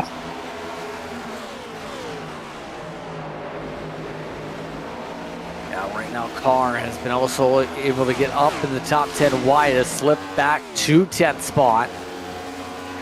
Tim Wortman Jr. still holding back Kyle Holden, meanwhile. No progress made in their fight. Under 10 laps to go from the Brickyard. Yeah, and they're going to catch Chris Davis. The pace has fallen off too much. I don't know if Davis just wasn't saving the fuel quite as well as he needed to, or if it was the loss of the draft. But you see the ticker there. That's down under 9 seconds now, 110 to go. Davis has fallen to a crawl here as that lap by. He ran a 54-second lap. That's just nowhere close to good enough for the 74 machine.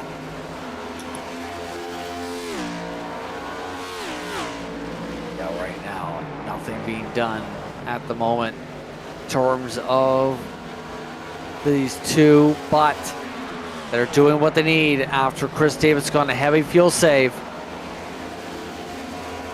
Going in the wall right now, coming to 8 laps to go, 8 seconds the gap. Mikey pushing hard. Mikey now trying to find a way around his teammate.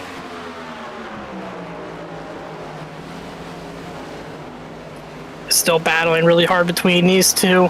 This, I think they realize they're catching the 74, and we have a caution, Justin. This changes everything. Caution flag is out. It's Nigel Christensen. He had been running in 15th position. Loses the car at a worst possible time for some. We're under yellow. RS Button Boxes replay. Take a look here at 20 off the back of the 25. Just got loose on his own and lost it. Locked it down into the outside wall.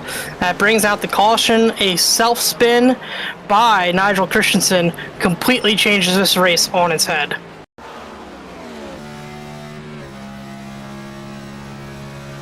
Take a look at this one more time.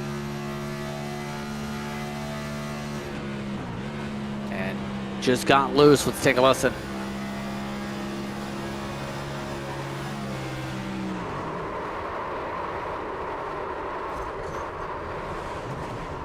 Yeah, just no holding on to it at that point for Christensen. Tell you, he's feeling pretty upset with himself in that race car. No driver wants to bring out a yell in this situation. He wanted to let those guys play this race out naturally. Everybody should hit pit road here for tires. The question will be 2 or 4. Those that took 2 on the previous stop, do they think they can afford to take 2 again? I would say yes, they can, but I don't know if that's what they're feeling in the car.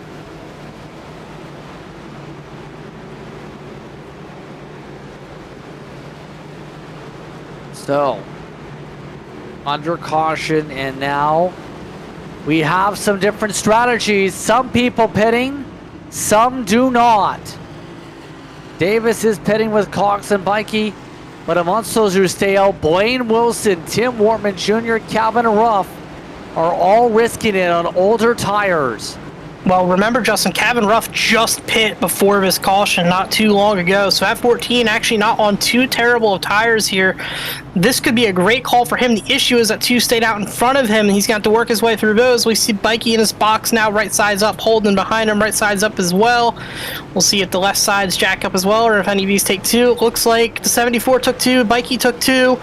I feel that Sanders rolling off, or no, that's Cox rolling off pit road in first.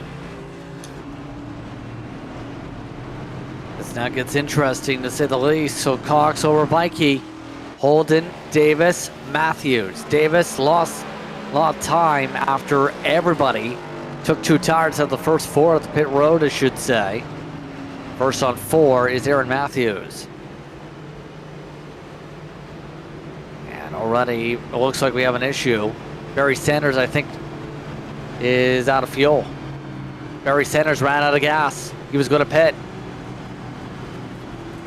Yeah, it looks like he's going to get a bit of a push from Chris Davis here down the back straightaway.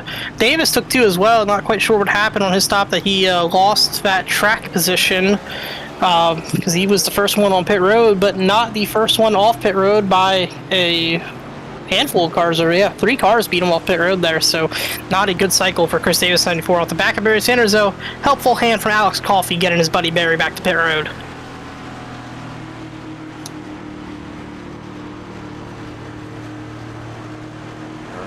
This should be interesting here about this call, but I would take the time to save some fuel while they do this. Damage repairs for Wyatt, Moore, Huff, Gallimore, King, Christensen during this caution period. I think it's legal with 7 to go, Justin. Yeah, there hasn't been any calls or anything about doing this. So they just... It is the league owner and an admin, so I'm... Yes. That's a good point. Yellow penalty for Sanders regardless. As we come up to 1 to green. 5 laps to decide it. Blaine Wilson looking to really pull off an upset here. And he is the first out of the drivers yet to lock themselves in with a win. He's 11th in the standings, a chance to be able to punch his ticket guaranteed here. See a look here. Blaine Wilson, Tim Wortman Jr., our front row, Justin. The 2 best drivers all season long to have not yet win a race. Can this be the day that one of them finally finds victory lane, as both of them have deserved on a multitude of occasions? It's going to be interesting here with this situation. Don't forget Kevin Ruff is in this conversation too. He is below the cut line currently. That would absolutely shuffle things in terms of the battle on who would make the postseason if he was able to get his way from third. But the freshest tires will start in fourth here.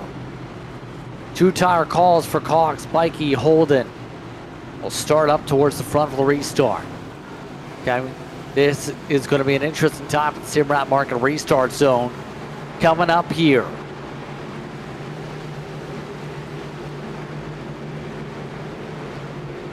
Just 5 laps to the side how things go in the OCONEE Hill Products 250.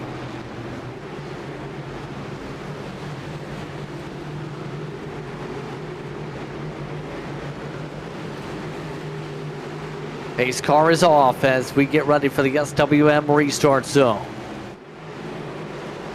Some drivers trying to dart around and figure out where they need to be.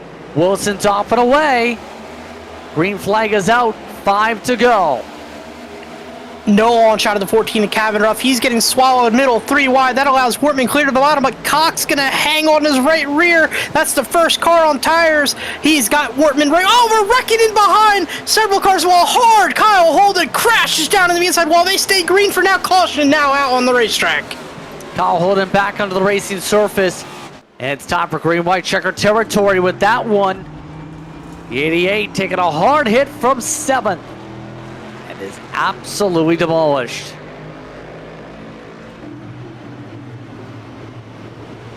Terrible, terrible crash. Oh, sorry about that, Justin. Let's take a look at the Xbox's replay. Terrible crash for the 88 of Kyle Holden. He almost flipped to hit the wall so hard. A hard lick there. Now from the checkup, Kevin Ruff actually stuffed it into the wall as well.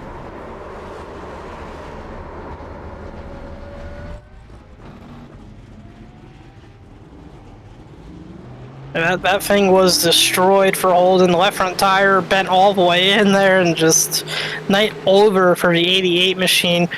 Blaine Wilson, though, maintained control of the field. We'll have a green-white checkered here, Justin. He's just going to have to hold that lead for 2 laps. Take a quick break. Green-white checker finish likely coming up here as the field catches up to the pace car. You're watching Ball on TV for coverage of the OB Builders Cup Series.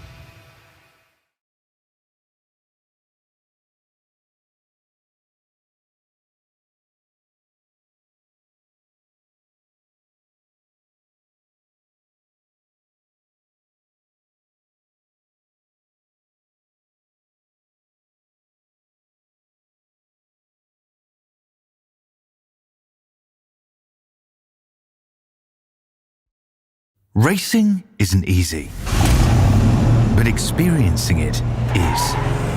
iRacing puts you in the driver's seat with the industry's leading sim racing game. Drive on laser scan replicas of the greatest racing circuits from around the world. Go head-to-head against other drivers chosen by skill-based matchmaking to ensure competitive racing at every level. Compete across all your favorite series. In officially licensed cars, engineered to deliver the most accurate driving experience possible.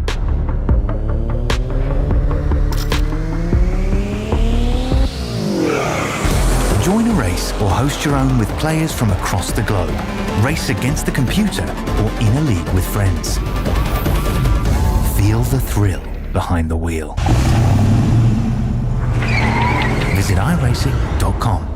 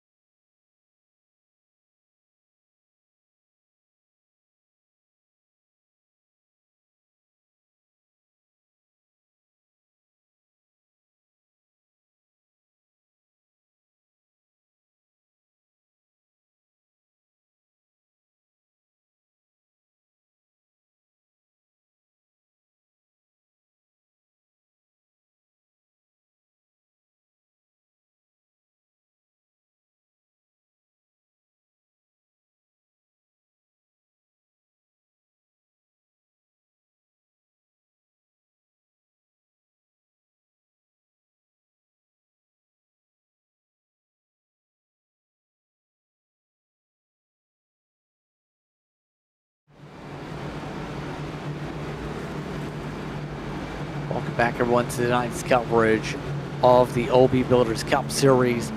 2 laps to decide it coming up. 1 attempt at a green-white checkered available. Blaine Wilson, Matt Cox on the front row. A big gamble. Tim Wortman Jr. trying to maintain the little tires, cabin rough. The same thing has already been shuffled to about 6th position for this restart. Seeing how good Matt Cox attacked for the outside here, Jeremy. This is going to be a great chance for the 32. Blaine Wilson needs to execute this launch perfectly, and he needs to pull Tim Wortman with him. Get the 83 and 32 side by side. Give yourself a bit of a gap, and then use the dirty air to your advantage. That is his only chance of holding on to this lead with the older tires than the 32 of Matt Cox. It's going to be a really, really difficult task, but I do believe he has a chance to pull it off here.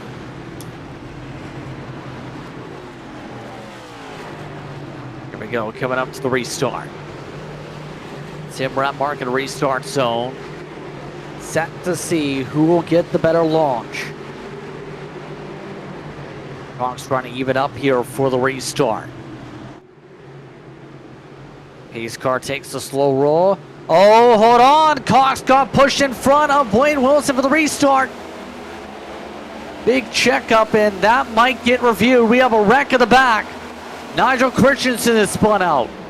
No caution as they battle for second. This is what Wilson wanted to see in his mirror side by side, but it doesn't hold for long. Cox now clear of Wortman.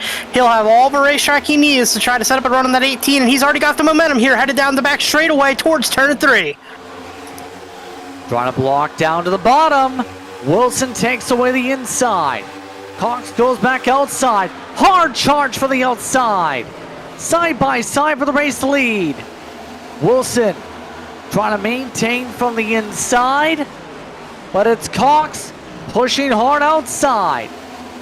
Near contact again, out of 4. White flag coming up. This to decide the win. Matt Cox gets the clearance. Chris Davis looking for second. Davis could have taken it 3 wide, went for the win himself, but instead but he turns his teammate now! Chris Davis to the lead, and he has the car full tires in behind him and a gap to boot! Chris Davis takes over the race lead with contact into turn 1, and now looks to run away. Bikey looking for second. What a swing of momentum. Aaron Matthews has a broken axle. Greg Carr getting turned to the last lap. Collects Matt Cox hard to the wall. But coming through the final corners, they fight for second. Now Wilson nearly gets turned by the 83. Oh wow, Chris Davis comes to the checker flag. He'll take his 3rd win of the season and does it at the Brickyard. What a topsy-turvy finish. Davis looked like he was going to do it on fuel mileage. Had a bad stop through the cycle, but did a good job on the restarts to get track position. Got the second and turned his teammate in turn 1, Justin. He rifled it into the left rear, shot him up the racetrack, and took the lead on the white flag lap. An interesting swing of events. Let's take a look at the RS Button Box replay here. A wild final lap brought to you by Elite Gaming there. Take a look at the final 2 laps here. See what entirely built from this green white checkered. Wilson blocking all the way to the bottom, and then Cox is going to fire it in deep in the outside of turn 3 here, Justin.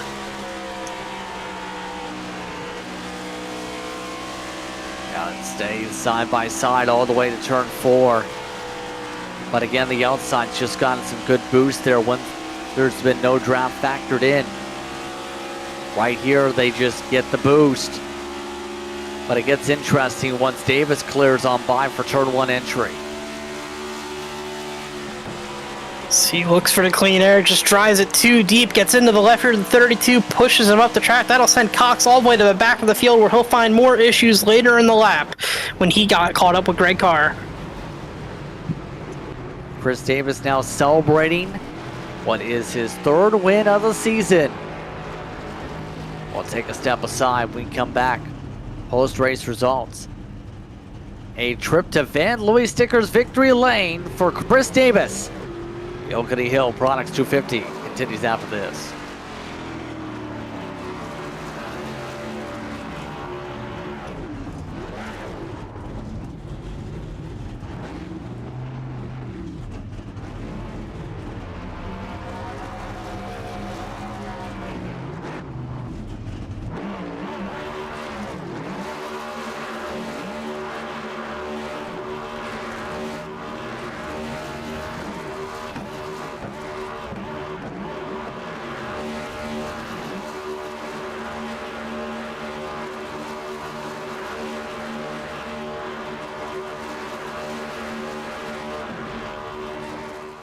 Racing isn't easy, but experiencing it is. iRacing puts you in the driver's seat with the industry's leading sim racing game. Drive on laser scan replicas of the greatest racing circuits from around the world. Go head to head against other drivers chosen by skill-based matchmaking to ensure competitive racing at every level. Compete across all your favorite series. In officially licensed cars, engineered to deliver the most accurate driving experience possible.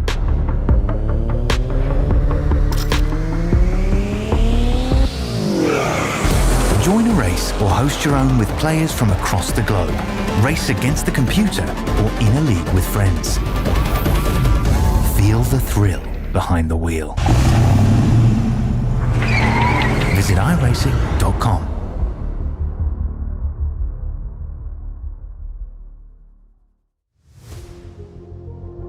Welcome back to post-race coverage of tonight's action at Moonshiners. An interesting night, to say the very least.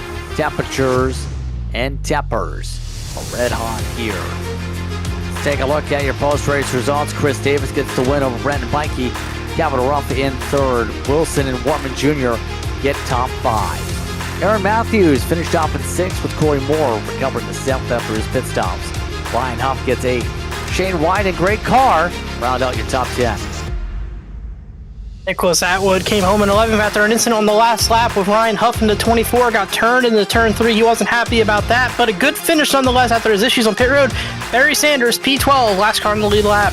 Matt Cox came home in 13th after being oh so close to winning the race on the last lap, wrecked by a teammate. Following him was Paul Gallimore in 14th, Nick King in 12th, Nigel Christensen in 16th. Then Kyle Holden, Alex Coffey, Timothy Harper, and Matt Mettler all finished several laps off the pace.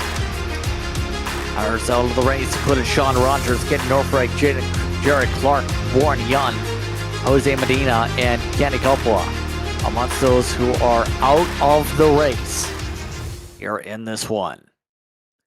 So it's Chris Davis who takes the win here tonight. Chris Davis coming out on top. Talk to us about the final laps there, Chris, as you were able to come on up with the edge for the win. Yeah, first off, I gotta apologize to Matt Cox. I mean, I did not mean to get into him there. Just rolled that center a lot better than what he could. I know he had really old left side tires, so. But no, I mean, before that caution come out, I was about a lap short on fuel, so I was just trying to save the most I could. But after that caution, I knew we were sitting in a really good spot. Knew Brandon Bikey was going to be tough, so knew I had to get ahead of him, and he got loose out of turn one. Was able to line up behind Cox, and then that restart was just atrocious. I don't know what Blaine was doing there, checking us all up.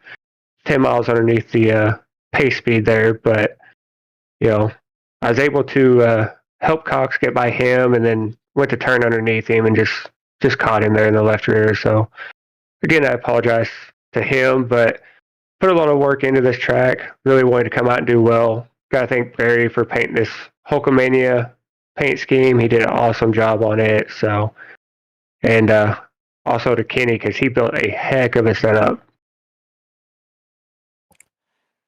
Was about to ask too here from Van Louis Sticker's Victory Lane here. How difficult was that fuel strategy saving play that you were trying to make before the caution? It was super hard. I was comfortable when right before everybody started pitting. I was only about maybe 2 laps short, but then I lost all my drafting help. Everybody started pulling off. So once I kind of got out there in open air and I didn't have nobody's draft, I couldn't hardly save enough. So the lap times really started falling off. They might have caught me with about 1 to go, but I think I could have got enough. There were some lap cars coming up that was quite a bit slower that I was going to be able to draft off of. So, but it was definitely nerve-wracking. So with that in mind, let's talk about what's upcoming here for yourself here and on the schedule. Next time up, we're going short track racing at Iowa. Your thoughts on Iowa Speedway? It's been pretty difficult in the officials this week, so there's no telling what's going to happen. I know we've got a real super fast car. Kenny Coppola builds these awesome sets, so I know it's great, and we'll be up front battling again. Any shout you'd like to give here today? TWRS, Kenny Coppola for the setups, all the Beast Mode drivers, Paul, Brandon, Sean, all those guys. Just appreciate all their help with all this. Barry for the league and for the awesome paint scheme. Congratulations on the run here tonight. Thanks, buddy. Chris Davis gets the win here in this race tonight. Second spot goes the way of Brandon Bikey. He is with Jeremy. Brandon, we saw you for the second straight week with arguably the most dominant car for the first 2 stages of the race. Nobody really able to touch you when you were in clean air, but it just fell short in the second half once again. What more did you need to do at the end there for those restarts to come home with a checkered flag? Yeah, I mean, it was just pit strategy differences. I probably could have stayed out and just had the lead there and made them have to pass me. It's probably, looking back, what I should have done, but the guys on new tires for the first couple laps are significantly faster. So it was a crapshoot. It just, if we would have gone green the whole way, I think Chris was very, very close on whether he was going to make it or not. And I was running Cox down. I mean, I would have passed him no problem because I'd been saving and I was just waiting for kind of the end of the race to get by. I mean, he had a stellar setup, but he was on 180 lap old left side tires. So, it was a fun race. Just different strategies played out and just didn't fall my way. Yeah, we definitely saw you push into the back bumper. Would have been interesting to see if you guys caught Chris Davis. Might not have had enough fuel in the tank, but the yellow did come out, which led to those restarts I did want to talk about as well. We saw some controversy on those final restarts. Do you think that any of the games that were being played there, slowing down the field, negatively impacted your chance to win? I don't think it negatively impacted me at all. I think it's chicken shit what happened. I mean, these dig guys do this stuff. I mean, it's just, just win a race straight up instead of playing these games like this. It's ridiculous. It didn't affect me, but that's just not the way you win. And thank goodness there's, karma out there and he didn't get the win doing that stuff. So that's annoying. Obviously you guys saw that. It shouldn't be happening. Just race it straight up. Just go in the restart, go the speed limit, go in the restart zone and win the race. That's what you should do. Moving next week to Iowa, obviously a way different racetrack than what we ran a week ago at Dover. Even here, kind of a weird stretch of the schedule where every week's throwing a different curveball at you. Is that a track you feel confident at, that you're going to have a lot of speed going in and have another chance at bringing home a checkered flag for your BMP team? Yeah, I mean, I feel like we got a chance every week to get a win. Kenny and Team Watson Racing setups that, I mean, we're fast. We got a great setup every single week. I mean, you saw it today, and you saw it last week at Dover. I think we've got the most dominant setups, and I feel confident every time I get on the track with one. So I think we're going to have a good chance. Iowa's just crazy. I don't know if you guys have raced it this week in the opens, but it's been a lot of cautions. It's been, a lot of dive bombs and things like that. So I think it's going to be a pretty interesting race next week. Not really looking forward because I think we're going to be eye pacing, but we'll see. I've got as good a chance as anybody, I feel like. You may not be looking forward to it, but we always look forward to seeing you guys out on the track. So good luck next week, and congratulations on another strong finish here this week, Brandon. Thank you, brother. Again, just want to shout out to all my friends that watch broadcasts. My wife, she supports me. Kenny Coppola for building rocket setups and Team Watson Racing setups. I think we're the best out there right now. So thank you very much, guys. Great broadcasting. All right, and we'll now throw it back to Justin, who's caught up with our third place finisher on older tires. Kevin Ruff brings it home P3. Before we get to that point, apologize for the language from Brandon Bikey there amongst that interview there. But, Kevin, a top 3 run for you. What's it like being up at the front here in the 14? It feels pretty good, man. I've had some really good runs about the last 6 weeks, man. I've been looking at the point standings, and at one point I was 20th, and I'm sniffing on that door to try to point myself in. I mean, obviously I'd love to win in your end deal, but man, if I could point my way in, that's a good accomplishment for me. So it's been a good last 6 weeks for me. Overall, what was going to your mind after the strategy call to stay out there on the racetrack to be able to get track position for the end?